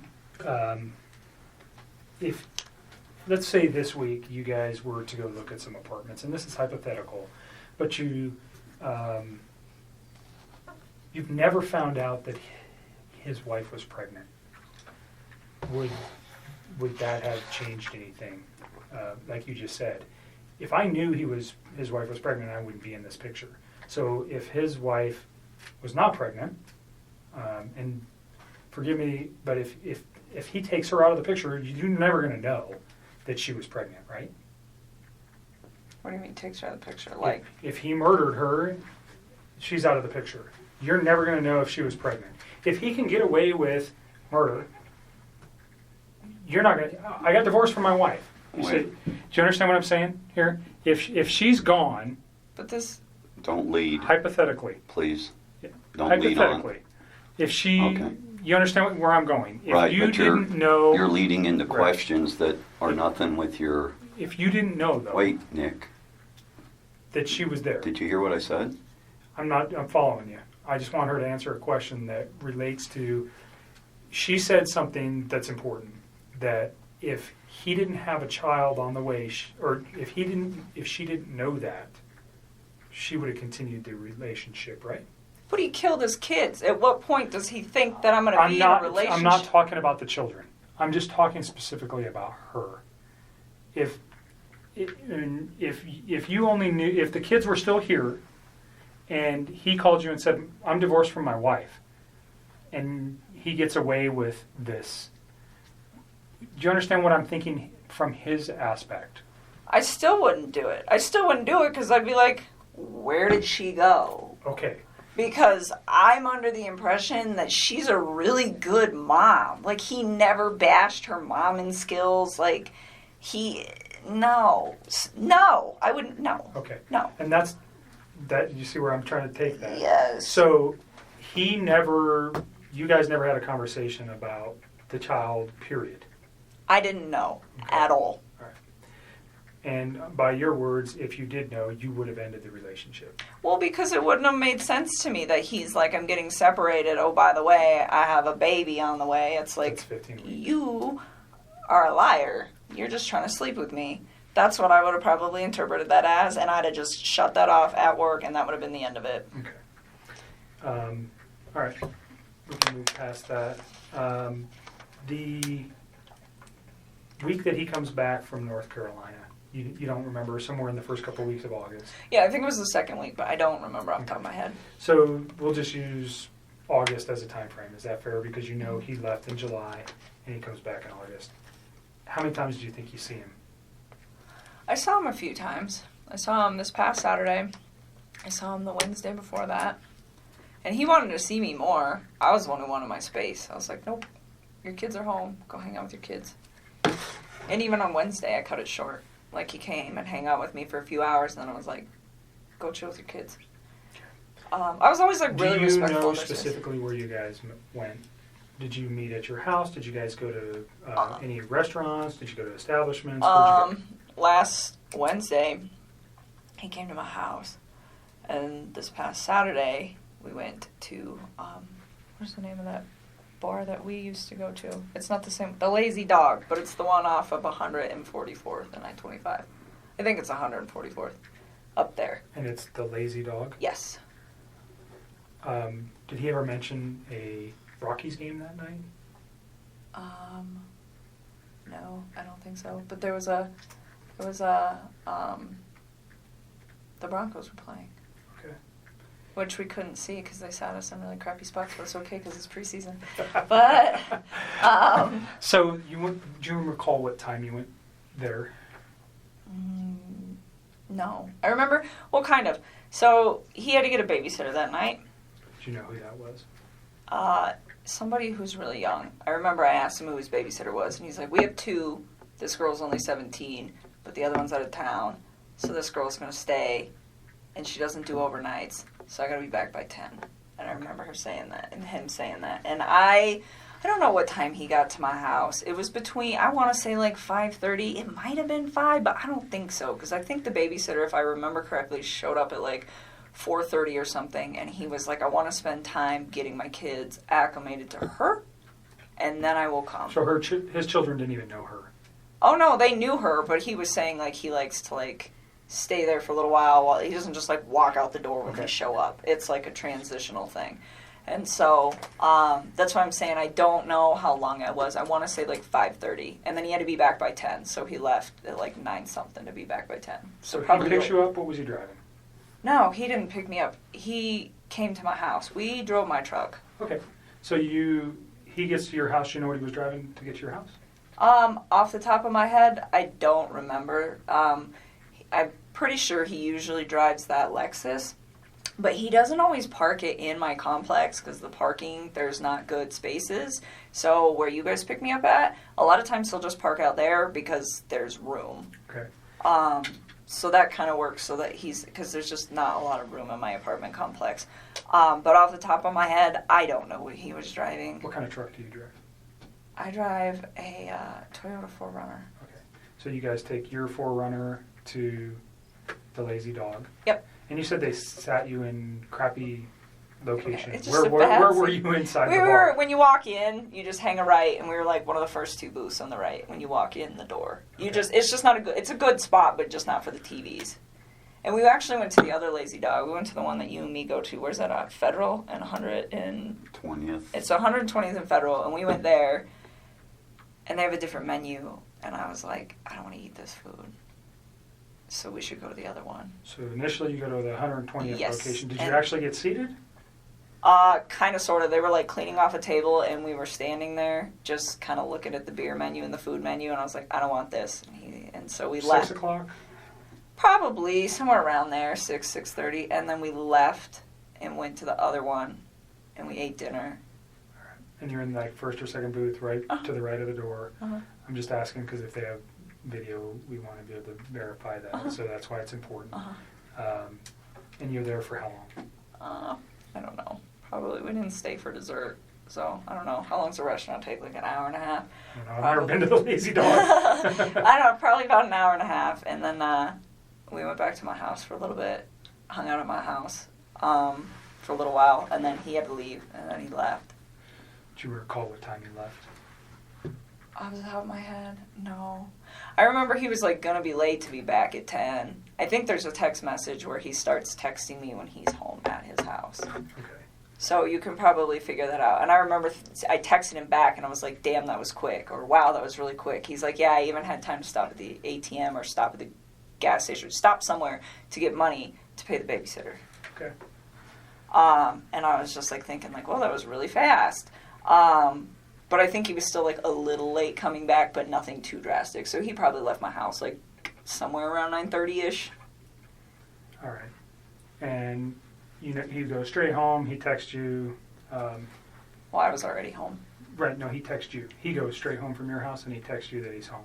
Mm-hmm. So that should be in your text It should be. I'm pretty positive that was not a phone call. I'm almost positive that was a text. Sometimes I get them flip-flop or I don't remember, but sometimes I know. I'm pretty sure that one was a text. Saturday, during your dinner, what kind of conversation did you guys have? I don't even remember. So he's been trying to, like, eat a little healthier than he normally does. And he's always, like, been in the working out since I knew him. And he, like, tries to eat clean.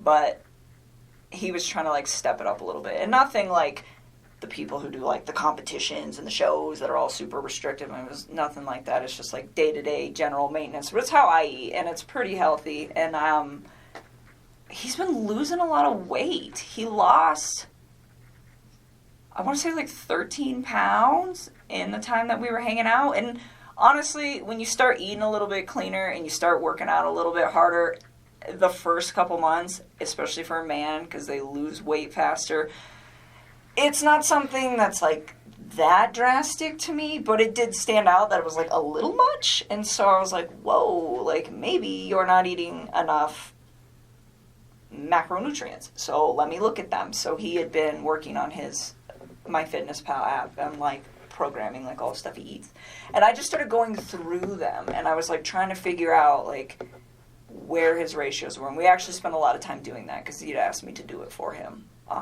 because I just was at the point where I was like, if his weight loss slows down in a few weeks, he'll be fine, and if it doesn't, then his macros are a little off. It's not like that big of a deal like in the workout community. This is like a very normal thing, but Did you have any other outside concerns, like potential drug use, alcohol use, any of that stuff that led you to go, hey, he's lost an extreme amount of weight in such a short period of time? No, and I wouldn't call it extreme. It was just like, it was a lot, but I mean, when I first started working out, I dropped like 12 pounds in 2 weeks when I first started like hitting it hard with the diet. So the fact that he lost like that much weight, it wasn't, like I said, it was not a surprising amount. I just didn't want it to be like a sustained amount. But no, I didn't think anything weird of it just because of like how knitted I am with the like workout community, and I know like this is possible. But it just, the thing that concerned me about it, I guess, and it wasn't even concerned, but the thing that like kind of red lighted me like, hey, this might be carrying on, is the fact that his macros were like pretty dialed in. Like I wrote them and he like didn't stay exactly on them, but his calorie intake was about where it needed to be, my experience anyways, for like what he was trying to achieve. And so I don't know, he didn't seem to have a problem with it. He liked where he was at with all of that. So that was your main conversation Saturday? That was like a big chunk while we were there, is like us actually going through, because I was like going through each item like, why are your ratios off? Do you know where his kids or wife were that night? On Saturday? Yeah, his kid. Well, you know his kids are with the babysitter. Do you know where his wife is? She's in Arizona. Okay. How do you know that? Because he told me. Okay. Do you know what she's doing there? I think she's on a business trip. He didn't even tell me right away. He actually told me, I think, like on Saturday or something. It might have been like Friday or something. I honestly don't remember. I just remember I was like really surprised where he's like, hey, like, I'm going to try to get a babysitter if you want to hang out or something like that. And I was like, why do you need a babysitter? Like, your wife's home. He's like, no, she's out of town. I was like, oh. Okay. Is there much conversation regarding that, her on being on a trip, or the children during those conversations? Not really. I just asked him what time she was coming home on Sunday, and he just said really late. Okay. And that was it. I mean, there's nothing really to talk about with that. Okay. So your conversation's mainly health-related. Mm-hmm. You guys return to your house, and then he goes home. And then you talk to him for a few hours on Sunday. Did I? Are you asking me, or are you telling me? I'm asking you.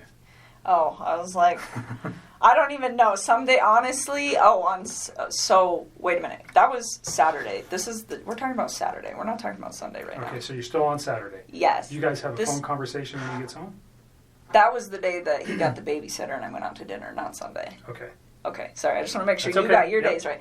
So Saturday, yes, we went out. He had the babysitter. He went home. I'm sure we did. We always talk on the phone. And honestly, I mean, Mark asked me that the other day. He's like, how long are you on the phone? 15 minutes, 20 minutes? Like, you're going to have to look at the records, to be honest with you. Like, so much. You like to talk, I can tell a little bit. Yeah, No, a little she's bit. 400 when she was young. She'd crank out about 400 words a minute, gusts up to 600. That little thing can yak, man. You're a talker, so I'm letting you talk. I need to use the restroom if I Let can. me show you where it's at. Can you So- give me some water while you're out there with Sure. him, please? Thank you. Another bottle. Let's Yeah, at least one. let's move to Sunday. Sunday. Well, Okay. let me reverse something. Your conversation with the children, or about the children, was there ever any talk about medical concerns with either of the children? Well, I know Cece is allergic to not peanuts, like pine nuts.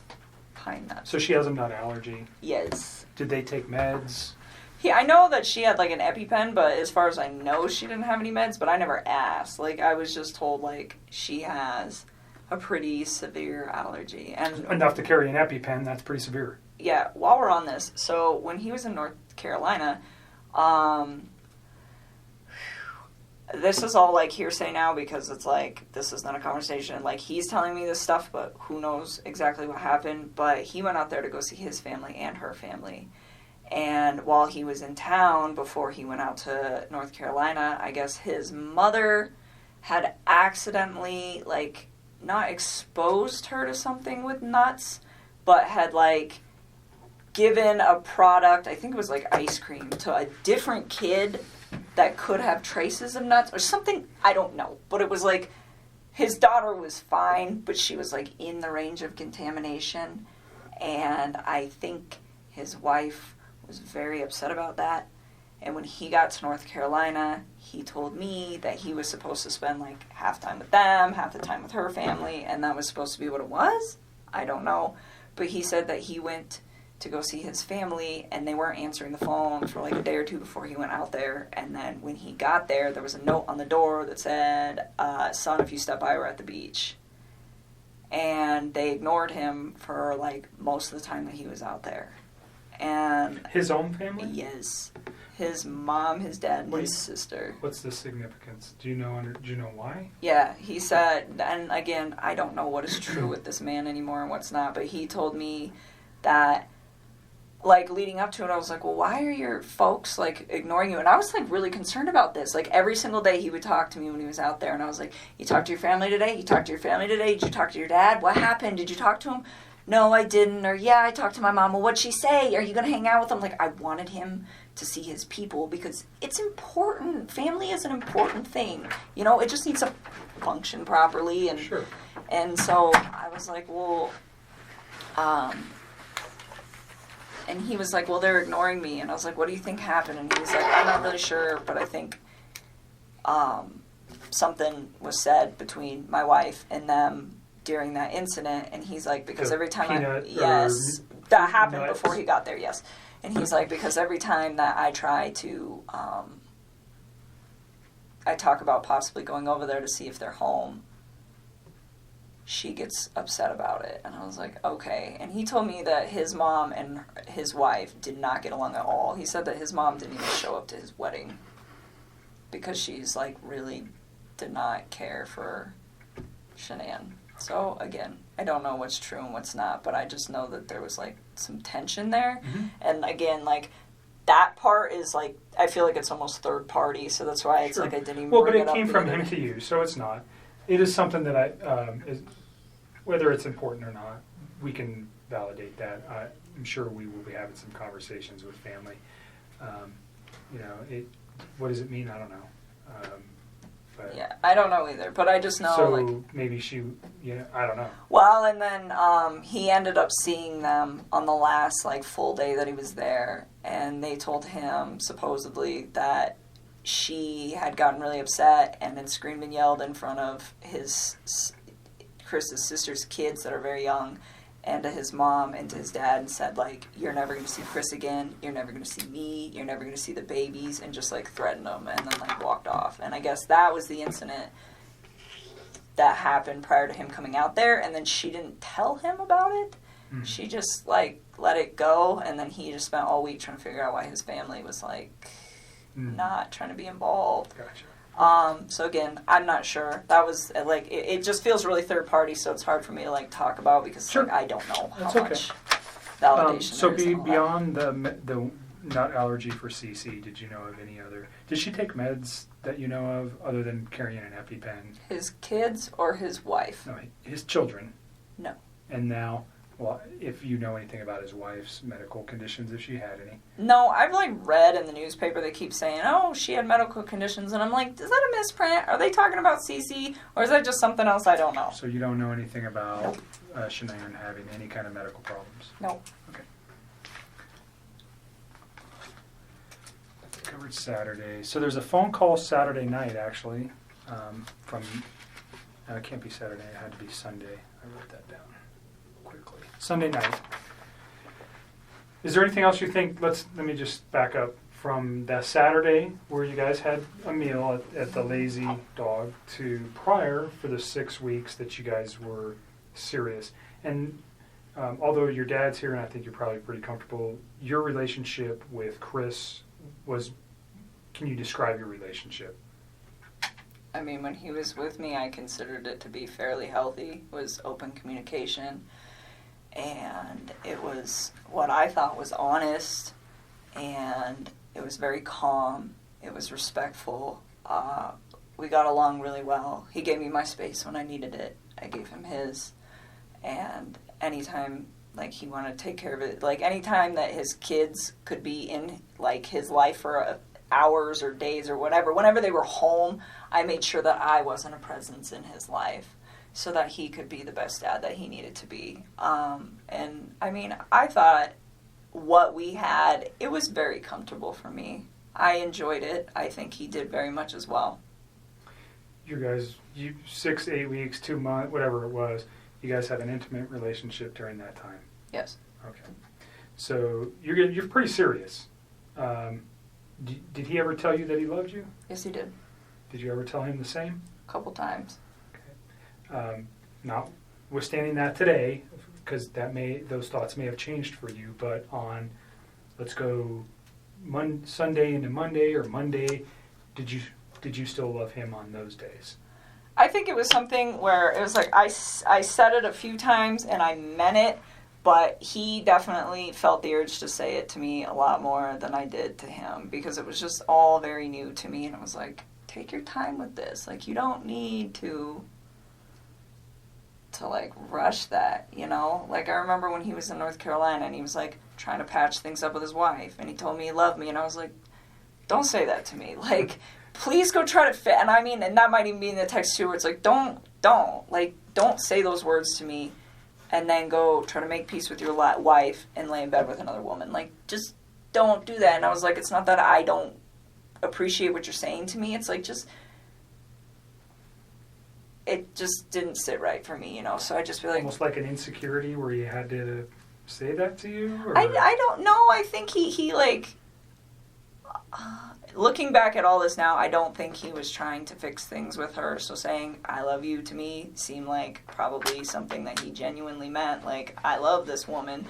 And regardless of where he was going to end up that night. But to me, in the way that I was perceiving things, he had told me that he was trying to fix things with her. So it's just like, this is an inappropriate time. And I wasn't mad at him. And I'm pretty sure that's in the text too, where it was very, like, calm, but it's just like, it's almost disrespectful, where it's like, please don't. I'm like, you know, if we get to that point where it is you and me, like, yes, you can say that, but not then. Like, that's... So you thought he was very genuine when he said that? Yeah, I did. I mean, and he wrote it. It's in all those cards I gave you. Not in all of them, but, like, the later ones. And... Thank you. When you said it to him, you said you meant it when you said it? Yes, I just didn't say as frequent as he said it. Like, sometimes he would say it, and I was just like, for me, it was still, like, very, very new, so I kind of, like, took my time and only said it when I was just like, this is a really important moment. So you got, I mean, in the short period of time that you guys were together, he Yes. became very attached to you. Yes. Very, very He's attached. sending cards. Flowers. He's telling you he loves you. He sends you flowers. Does he buy you any other gifts? Nope. I wouldn't have wanted them anyways. Flowers is enough. You can't. I don't need expensive stuff. Okay. But he becomes very attached. Yes. You guys are talking multiple times a day, at least. You're All the time. You're seeing each other on a regular basis. Yep. So it's a very and his wife is not around, nor are his children. So there's a lot of time for you guys to build your relationship in this first four weeks or so. Is that fair? Yeah, and even when she was back, I mean, it was still like we were still spending time together. He was still spending time with his children, and I had my own life. Like, I mean, there was 1 week where I just like went out of town with my friends for my birthday. I wasn't even around the whole like last few days of June up until the 3rd of July. I was like gone, and then there was another like last weekend I had a friend impromptu come in town from out of state, and I hosted her for a few days, and it's like I still did my own thing all the time. Like, whether he was there or not, like, if my friends were like, hey, we want to make plans, I would tell him, like, we're not hanging out today because I want to go see my mom or my dad. Did your friends know about him? Nope. Why? Because it's like he's with 2 women right now. They don't need to know about So that. if you had a boyfriend of 4 to 8 weeks on a regular... I don't know if you were married prior or if you had a boyfriend before, but if you had a steady boyfriend, you would have let people know. I think you told me before we got started that you just told your dad about Chris. No, I wouldn't recently. have told them. I wouldn't have told Okay. people. It's too early. I mean, people... So you don't tell your friends, hey, I No, got a because boyfriend. people come and go. I mean, Okay. the dating scene these days is like, it sucks. I mean, so, no, I wouldn't. I mean, it would have to be something, even with Sean. I think I was with Sean for probably like 6 or 7 months before I brought him home to my family. I mean, I really, same with, that was the guy I was in a previous relationship with, but I But mean... this one you were a little bit more, you said he's with 2 women. Was that one of your considerations for not telling anybody about him? Yes, well, I mean, it was like, okay, like this, to me, it wasn't going to be an extended thing. Like, if it got to the point where we were, like, dating for, like, 3 or 4 months and he's still talking about, oh, I'm going to move out and I'm going to sell the house, I think at that point I probably would have just been like, I don't think you're really, like, doing these things you say you're going to do, and I probably would have just, like, left, because at that point, it's not fair. It wasn't fair to me in the first place. It wasn't fair to her in the first place. It wasn't fair to any of us in the first place. It wasn't fair to his family for him to have an affair. It wasn't fair to me to have him lie to me and make me think that everything is going to plan. And still to this day, I don't even know what's a lie and what's not. I don't even know if they were, like, filing for divorce. I don't know if they were putting the house up. I don't even know anymore what is real and what is not. But what I do know is it's just like, that wasn't fair to me either, because if I'd have known not even all the truth, but like obviously some of it, I wouldn't have even engaged in any of this in the first place. And it just, I mean, and that's the part for me, just like on my personal level, outside of everything that is happening, that is gonna affect me long term. It's like, I'm gonna wake up every day and know that, like, this mom and her unborn child and these 2 little girls are not around anymore, and it breaks my heart. It is so, oh my God. And then I have to think about, like, the consequences of his actions and how they affect everybody else. Like, all of her family's impacted. My name is about to be, like, slandered for probably a while. I don't know how long it's going to take to heal, but I would not be surprised if it's going to be hard to go out in public sometimes for a couple of years. And that really hurts me. I'm just like, this is a horrible, horrible thing. Like, how dare you, and people aren't going to understand that. They're going to say, oh, you're the woman that had an affair with this man who took out his whole family. And I take a step back and it's just like, I didn't know. Like,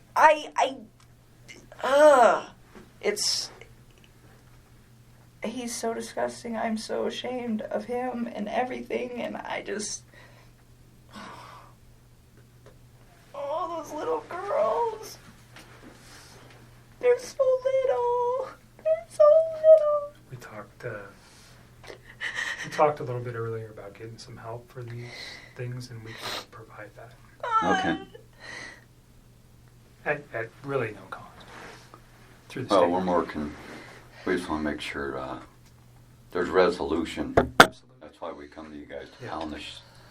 pound it down Yeah, until there's I'm nothing left. sorry that you're talking again today. I really am. I don't want to put you through any more trauma than you've already been through. There is reasons for everything that we're doing today and what occurred. And I'm sorry. I genuinely am sorry. These are not things that we like to do twice. It's the same thing with other types of victims from other crimes. We want to do it once and we want to be done.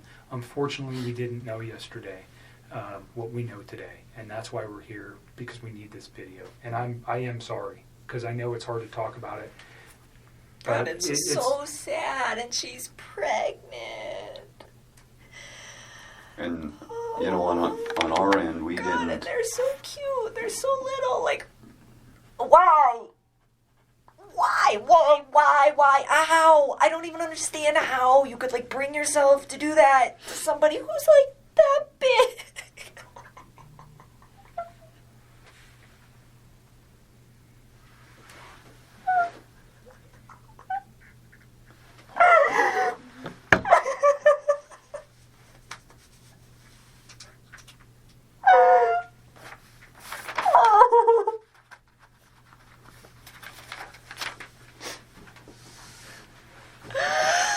Oh, Jesus. Take a minute. Do you want to step out for a minute? No, I just need to chill with my eyes closed for a sec. I still cannot believe this is happening.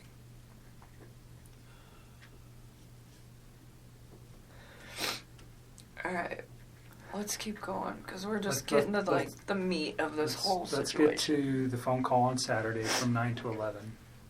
What did you guys, or pardon me, on Sunday from 9 to 11? Yeah, we talked a few times. So, Sunday, Okay. I think so. I need to think. I can't even think. Take a couple breaths and take a second. Sunday night. I don't even know. I don't think I was, like, concerned about anything at that point. You guys had had a meal, a nice meal the night before. You knew his wife was probably coming home late that evening. Oh, you know what? I still don't remember what we talked about. I, like, honestly, like, we talk about so much random stuff. Like, it's so hard to pinpoint some of these things. I don't remember what we talked about. I do remember that was a long phone conversation, though. We probably talked about all sorts of stuff. One thing I do remember, though, that I didn't remember earlier when I was talking to Mark. So this is, like, where I'm starting to remember, like, little bits and pieces. I don't remember. Yeah, I know. So the phone conversation, I don't remember what was in the phone conversation. Probably nothing of relevance, to be honest with you. But usually he talks to me when he's, like, down in the basement in his bed before he goes to bed and before I go to bed. And I could hear the TV on, which I thought was kind of weird. I didn't ask him. I just heard it in the background. And I remember thinking, and it was, like, right before we got off the phone. I was like, why the hell is he up? And there's, like, no TV downstairs. So I was like, well, maybe, I don't know. No TV in the basement where he usually calls you from. Yeah, and I don't know how many TVs they have. Like, I've never been in their bedroom. Like, I went upstairs once, and it was, like, to their little playroom, and I just, like, looked at it, and I was like, that's super cute that your girls have books. And that was, like, it. And other than that, I have never been in any of those rooms in that upstairs. Like, to me, it was just, like, you don't know. Like, ever. I had no... So, I don't know if he has any other TVs. I'm assuming by, like, how much other nice stuff they have in their house, it wouldn't surprise me. So, I'm not quite sure what room he was in at that point. But I just remember hearing the TV. And I was like... It was just weird to me. Because I was like, why are you watching TV right now? It is, like, super late. And... that was the only thing. And he had phoned you? Or were you guys already talking when the TV was going? Or I just remember, like, I, like, picked up on it, like, later, but I don't think it was, like, throughout the whole conversation. Okay. Like, I just remember it being towards the end, because I remember thinking, like, wow, it's really late. The something I didn't ask you about the house, because you'd been there twice, and it just made me remember. Do you remember how you guys accessed the house? That's a good question. So once through the garage, and I think once through the front door. I think the first time was through the front door, I think. And I think the second time was through the garage. Was there anything unique about either of the doors when you went into the house that might not be typical of another house? Like a unique door. Like, Not I know the they door have a itself. camera on their door. Okay, I mean, I know there's a that. camera on the, which door? It's on the front door, isn't it? I don't know. I'm asking I think you. so. Okay. I don't know. Did he use a key to access the house? No. He did not. The first time I went over there, he just let me in. And then the second time, did we go through the garage? I don't remember. I've been through his garage before. I went through his front door once, though, because I remember he had just cleaned... It was the first time I went through his front door, because he had just cleaned his carpets, and he had moved all the furniture out of the way, and the furniture was kind of in the way of the door. And he's like, the door doesn't open all the way right now. I'll move all the furniture back when the carpet dries. So I do remember that, just kind of offhandedly. And the second time, I want to say we went through his garage, because I remember his garage. I remember, yeah. So he was at the house when you went there. You were never there by yourself. He right? was at, Or no. he took you there. The first time, he was already there, Okay. and I met up with him. And the second time, we went there together. So the front door, I asked if he had used a key. He let me in. Okay. So there's a, those keypads where you can Mhm. enter an access code. Do you remember seeing that on his door? I want to say vaguely, but to be honest with you, I don't remember. Like, he let me in that day. That So was he so never gave long you. ago. He never gave you the code to access his home. No. Okay. Not at all. You talked about a security system. There was a camera on the front door. Was that just like what a Ring doorbell is that goes to your phone?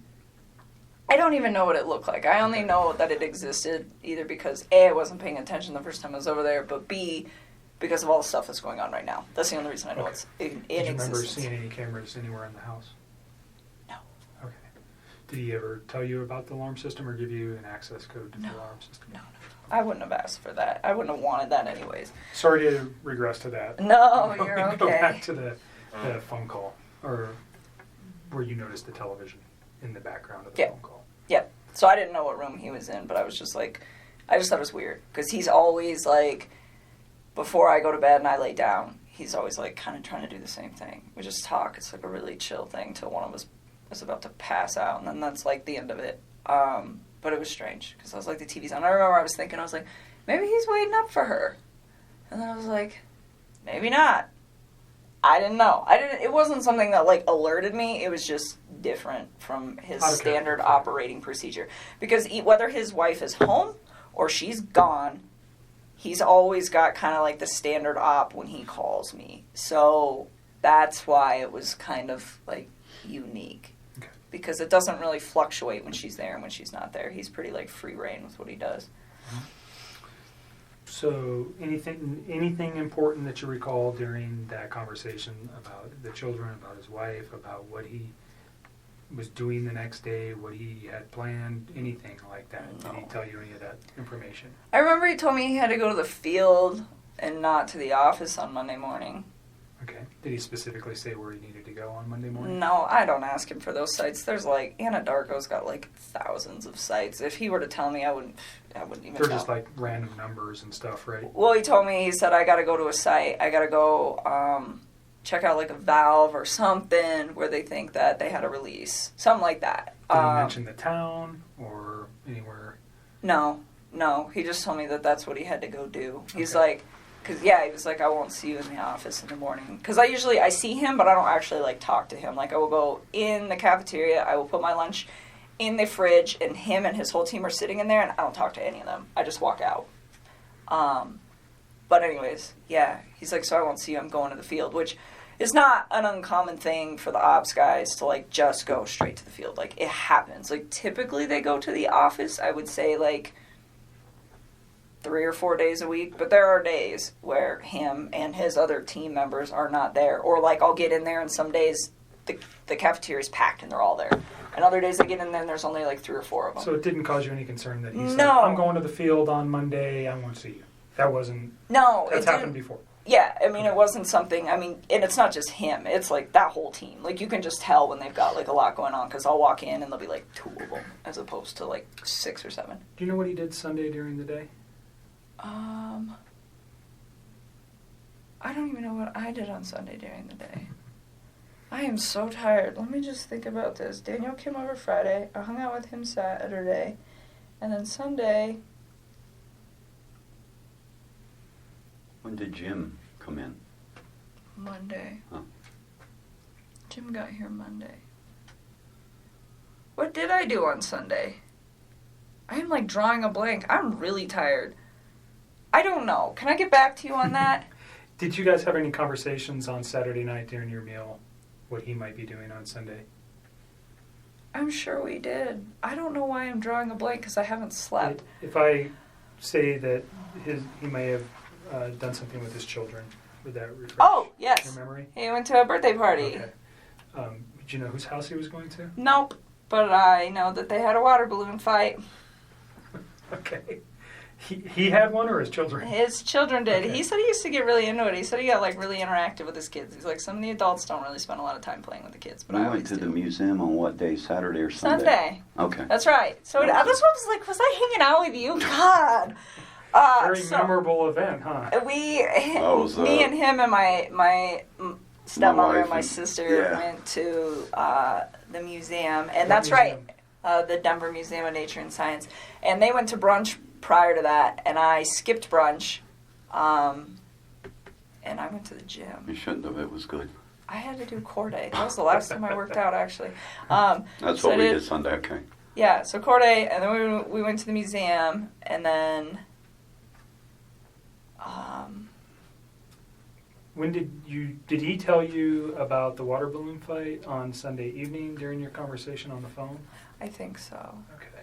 I So think you don't so. know whose house he went to on Sunday, No. but you knew it was for a child's birthday? Yeah, and he had told me about that in advance early, so I don't know if it was Saturday that he had told me that he was going to go that birthday or like Friday. I just remember he was like, I got to go to this birthday party Okay. with my kids. Any other conversation that makes sense? I mean, honestly, at this point, I'm really tired, so I know there are certain things that I need to tell you guys that we'll get to as these days progress. Yep. But in all honesty, if it doesn't stand out to me now, Today? it probably That's fine. wasn't relevant. What about that 9 o'clock thing you were telling me on Monday? Oh, that he told me? Oh, yeah. Well, we'll get there. We'll get there. We're still on Sunday. So we're on night. Sunday. We're gonna get to- literally- we're gonna I get know, to- This is going to be a long We're gonna night. get there to Monday. We're getting there. So Sunday night or Sunday during the day, you had your own personal stuff going on with your family. You never see him on Sunday. Is that accurate? No, I didn't see him. What did I do the rest of the day? I came home. I think I might have just chilled at my house. I don't remember. I think I cleaned my house. I don't know. I didn't see him, though. Okay. And, Yeah, Saturday was the last time I saw him. Okay. Sunday, you're at home. You talk to him. We know you have a conversation Mhm. in the late evening hours, and then you go to sleep on Sunday night. When's the next time you talk with Chris? Probably Monday morning. Do you know what time? No, I mean, so we used to like randomly text each other like throughout the day, but we both get really busy. So some days like I don't hear a lot from him, and some days I don't text him until like 2:00 in the afternoon because I'm just like busy. And I remember I didn't hear a lot from him that day, which was like that's not out of the normal for either one of us during the day. But at one point, I do remember he like texted me and he's like, "Oh, it's been a really busy day," and then like said some other stuff, which I'm sure you will find in my text. What he said, I don't know. It wasn't obviously anything that was like alerting to me. But that's what I'm saying. Like at this point, like I remember really key things, but if it's like a conversation that I'm like, I don't remember exactly what was discussed, it's because it was probably just bullshit, like just talking to each other. Yeah. Small talk stuff. Yeah. But I remember he was busy that day, and we didn't talk that much. And then I clocked out at 3 is what my time card says. That's what I was showing Mark the other day. and I got home to go meet my buddy. One of my good friends was coming over to my house, and he actually has the key to my house, so he was actually there when I got there. And Who's that? my friend Jim. And so Jim came over, and I got home. He was there. He had like just walked in the door, and I remember like briefly after he got there, I checked my texts. I mean, briefly after I met up with Jim, I like glanced at my texts, and Chris said something about like my family's not home, or like my wife and kids aren't home, like something to that effect. And I told Mark, because he asked me for a time, and I don't have an exact time, but I remember it was like right after I walked in. That was a text message, though. Yeah, it's in a text, and it's like, it was like briefly after I walked in the door, so based off how long it takes me to get home from work and when I clocked out, it was probably about 3:45 p.m. Texts me and tells me that. And like, he knows when I get off of work too, so he doesn't always bug me if I'm busy, so I don't know what's up with that, but that's when he sends that to me. And So you're saying that he would have known that you would have had your phone available to you and not been at work when he sent you that text message? Yes, that's what I'm trying to say. So looking back at it, you think it was purposefully sent at that time? Oh, I'm sure. I'm just asking your feeling on that. Yes, and then he said, call me when you can. And I was There was like, no other communication between you and him that morning, on Monday morning? well, at all? there was, but it was like random, like, But nothing about this event? no. About, like, my wife's missing, or No, anything? nothing. Okay. Nothing. And you knew he wasn't coming to the office because he had told you that Sunday night. Yeah, and then he goes, and so, like, they're only in the office for the morning. Like, Right. some days it's longer than others, but I would say by a maximum of 7:30 every single morning, they're all gone. And they don't come back unless they have, like, a meeting or something that they have to attend. So, like, not seeing him for the rest of the day is not, like, an unnormal thing. Okay. Like, but like I'm saying, like, we don't really, the only reason we interact was kind of, like, by an off-chance thing. Like, I don't work with him. So he, yeah, we talked like randomly throughout the day, but it was really sporadic, and he seemed pretty busy, so we didn't talk too much. Like I said, didn't put too much thought into it. It happens all the time. Waited till about 3:45, then sent that text to me, and yes, he does know that I will be home at that point. Or getting home. Did you give Mark Jim's information? No, I would really not like to involve him in this. He does not know about this. He doesn't know any of this is occurring. Okay. Like, I was literally so trying to... he knows, certainly through the media, that something's occurred. Yeah, he's with like out of Chris. town. He's probably has no Okay. idea. He doesn't know Okay. who Chris is. Like, he's not... I do not know. So he's just a friend of yours. Yes. Um, He does that not need was to be coming dragged to into your this. apartment and doesn't know anything about Chris. Does he know anything about No, Chris? Okay. nothing. Absolutely Yeah, not. we've known Jim for Yeah. years and years. You're not dating him or anything like that? No, It's just a he's friend. like one of my very good friends. Like, my dad knows him. He's a great guy. He works out of state a lot, so when he's in town, we hang out. But when he's in town and he's off of work, to save time, so I give him a key to my house, one, because I trust him and he's one of my best friends, and two, because sometimes he will just meet me there, because I'll be like, hey, I'm getting off of work, and then if I get stuck in traffic or something, he ends up like sitting outside of my apartment waiting for me to get off of work. So I'm like, here's a key, and like my dog loves him and stuff. So no, he's not So he's just involved a with family it. friend. Yes, I don't even The only want reason him I asked, dragged into this. and I'm not really concerned about your location. I think we already have your cell phone records. At some point, did Mark ask you to supply? Did they ask for consent to get cell phone records? That'll probably be done by warrant. If we Isn't wanted, that what you just did? nope. What I'm talking about is your movement Oh. by GPS or by cell phone tower to show where you were. Obviously, and I don't want to cause you concern, we want to know where you were that day too. You're dating a man who did some egregious stuff, and we want to show that you were never near him that day. Period. I mean, you guys So- can track my No, stuff. yeah, I mean that was something we will have to get a warrant for, anyways. I'm just saying, if we asked for it, would you have any objections to that? No, you can have Right. it. So, I'm a pretty boring person. well, I don't it sounds go like too you many just went places. to work that day, and then you came home and you were there at 3:45. Yeah, like give or Monday. take like 5 Yeah, minutes. whatever. But yeah, so 3:45, I meet Jim there. Yeah, I would And totally. so Jim is understand from an investigative point, he could be a person who could say, yeah, I was there at 3:45. He doesn't know Chris. He doesn't know anything. He could say with one phone call, yeah, she came in at 3:45. Done. Totally. Do you know what I'm saying? Yeah. And I don't have to ask anything more than, hi, Chris, my name's Kevin. Or Jim. And I'm not saying you have to give it to you. Just leave Jim But alone. if Jim does at not need to some be wrapped point- up in this. If at some point I needed Jim's info to, let's say we couldn't find your phone records, would you You tell can me who have Jim them. was? I will give them to you. Would you tell me who Jim was if I If couldn't you get had it? to. Okay. I don't really want to Great. involve him in this. That is not Perfect. fair to him. That's not, no, if I do not have to do that. That's fine. Yeah, so anyways, Chris was like, call me. And this is the 3:45 text. Yeah, he sent me like a few. I think there was 3 of them, and I don't remember what the other one said. But something about like, yeah, my family's gone, or I don't remember verbatim, but call me when you can, or call me when you have a chance. Something to that effect. And so when he told me call me, I was like kind of alerted, where I was like, okay, what's going on, you know? But first when he told me like his family was like not home, that didn't really seem odd to me that his family wasn't home. It was really vague. I'm like, okay, like, are they at the grocery store? Like, elaborate.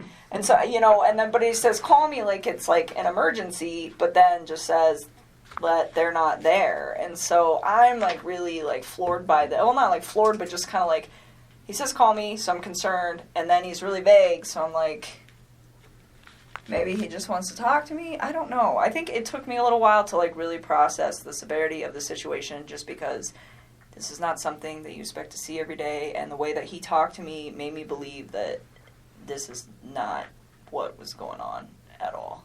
Okay, so you make a phone call to him and you guys have a conversation. I did. I stepped outside. This is 3:45. Ish. I mean, well, like, I think I actually interacted with Jim for, like, probably a good 15 or 20 minutes. I mean, he's my guest. He's in my house. So I don't think I called him right away. But, like, I mean, I'm trying to balance the fact that I have my friend here, and then Chris is saying that something needs to be addressed. But to me, it didn't sound like an emergency. I mean, it's all the time. Like, people aren't home right now. You know, so it just... It wasn't like, oh my God, I have to take this call. It's an register as emergency. being No, critical. no. I mean, it was the way he said it. And I was like, okay. So I remember hanging out with Jim for a while, and then I stepped outside and I made a call, like out on my back patio. And I called him. And he didn't answer the phone. And then he texted me back. Or no. Did he answer the phone? I don't remember. I think he missed my call and then he called me back. Or he just answered. Either way, it was a very short talk to him where he was just like, I have to go. The cops are here. And I don't remember if he said that on the phone or over text. That's I don't okay. even, I'm so tired. That's fine. You don't. But need either the way, different- like, it's the just cops- the context. Yeah, I mean, you guys will figure it out. The cops are here. And I'm just like, all right. And then I remember we were we were texting, but I was like hanging out with my company. So it wasn't like a nonstop text. It was just kind of like I would check my phone every once in a while and we would communicate with each other. And he was just saying like they weren't there and that her friend Nikki was there and that her friend Nikki had called the cops. And I'm like, why would this girl call the cops? And like, I honestly do not remember the order of operations on all of this, but I'm pretty sure the majority of our conversation that night until my friend Jim left the house, which was probably pretty late, I don't even know what time, like 9 or 10, was all via text. So you should have this via text. Like, Okay. I don't think we started talking again on the phone until, like, after my company left. And he was like, I don't know, he just started, like, giving me details about stuff, and I don't remember what order, but he was saying, like, Nikki was really upset, and that the cops were there, and that they were, like, searching the house, and I was just like, what? You know, like, what? Why? And he was telling me that, they had, like, had a disagreement or something like that, and then, he told me, like, she was gonna go to a friend's house, and I was like, okay, well, maybe she left. You know, maybe she just, like, went to her friends. And then I think I don't remember, but I think he was the one that told me that her cell phone and her purse were still there. I think he told me that. He told you her cell phone and purse were still there? I think he did. I don't remember. What's the significance of that in your mind at that time? At that point, I thought this woman was really trying to get out of this house. Okay. That's what I thought. Because he said that they'd had a disagreement, and I was just like, okay, well, I mean, I leave my cell phone at home. When he said disagreement, did he tell you what it was about, or? Not at that point. Not at that point. So, again, like, you guys are going to have to check these texts, because it's all, like, my brain feels like a mashed potato right now.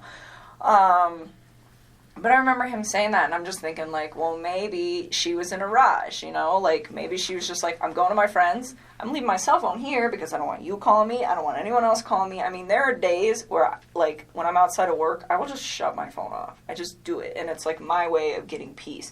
So to me, that, I mean, like, it was weird that it wasn't even that weird to me that she left her phone just because I leave my phone, but it was weird to me that she left her purse. But knowing the fact that that girl was, like, always on her phone, then, yeah, I guess it is kind of odd. Like, she lived on her phone, I think, yeah. pretty much, is my understanding of her and a phone. So, I don't know if you knew that. I did. Until prior to the media stuff, or just from Chris. I did. So, did that strike you as odd? But you were thinking maybe she just left. I just thought she needed to, like, get away from the situation. I mean, that didn't seem that awkward to me, that a couple that is going through a separation would be like, I need to leave. I just need some space. Like, it didn't even, like, process. I was like, okay, like, give her some space, you know? And on that note, too, when he was we're going to jump back for just a sec because I had a thought. So when he was coming back from North Carolina, that was when he officially told me we're going to get a divorce and we're going to put the house up for sale. Like, he told me they were separating and they were, like, going to put the house up for sale, but they hadn't done it yet. And then when he got back from North Carolina, that was when he was like, it was like a sealed deal. Okay. And the reason that is of significance is because at some point over the weekend, I don't remember when, he told me that they were putting the house up. I don't know if it was they were putting it up on Monday, like the day they went missing, or if it was that they were calling the realtor to verify some stuff so they could put it up that week. Like, I don't quite remember. I just remember, like, the house was supposed to be, like, on the market, like, that week. Did he name a realtor ever? Yeah, he did, and I don't remember her name. It was a female. Okay. And I don't remember her name, like, That's at all. fine. I was trying to think of that for you guys not too long ago. So the company? Do you got the company name? No, he never gave me that. He, like, gave me her name, and it was the same name twice. He gave it to me once when he was in North Carolina, and then once the other time. Because I remember asking, I was like, who's that? Because he's like, I'm going to have her call so-and-so today and make sure everything's still good to go. And I was like, who's that? He's like, the realtor. I was like, oh. Or not today, but, like, if it ever comes Monday. to your mind, just... Yeah, I Give me a doubt voice it. That note, was give me a such call. a... Yeah. I will try. I don't Lots of remember names. what it was. It's fine. It's not that critical.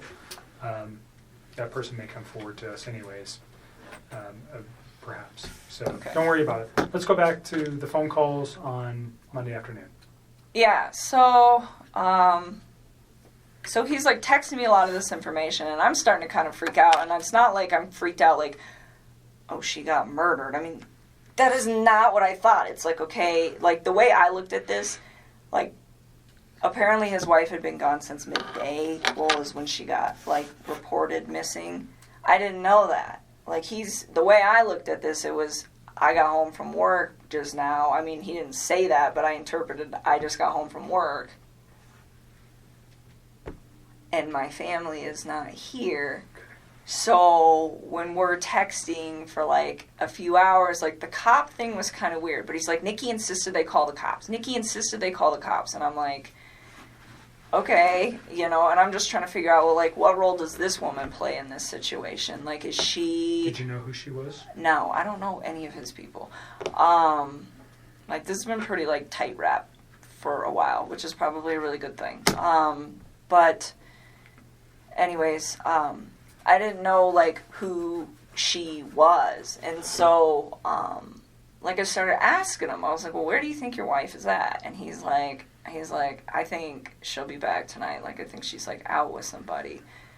And he was telling me that they had a disagreement. So I was like, well, I remember telling him, I was like, you should make sure that you have wait a minute. No. So all that happened, and then it starts getting kind of laid out. And I remember we talked for text for a while, and part of this conversation, and then it moved to the phone. And I remember telling him, because he was like, I think she'll just be back tomorrow. I think she's just going to be gone for the night, like, with a friend, you know? And Did he name the friend? No, he didn't. And, like, because I don't think, he made it sound like he didn't know, like, what friend's house she would be at. And I remember talking to him, and I was like, well, maybe it's that Nikki girl. And he's like, well, Nikki called the cops, so why would she be at Nikki's house? I'm like, I don't know, kind of throws her off the trail of where she's at, you know? And it's like, it sounds kind of weird, but it's like, he really made this sound like this woman was just, like, upset, left the house, and that was probably what he thought happened to her. And so I didn't really put too much, like... Did he tell you the kids were missing as well? Yes, I knew. Okay. I mean, which made sense to me, because I was like, well, if you were at work all day... I mean, he didn't tell me he got home early. He didn't say that to me. So, I mean, it made sense. Like, if she's going to leave, they should probably go with her. And so, I don't know. I feel like I wish I should have, like, processed all of this earlier, but I just don't feel like when one of my friends is gone, I'm like, oh my God,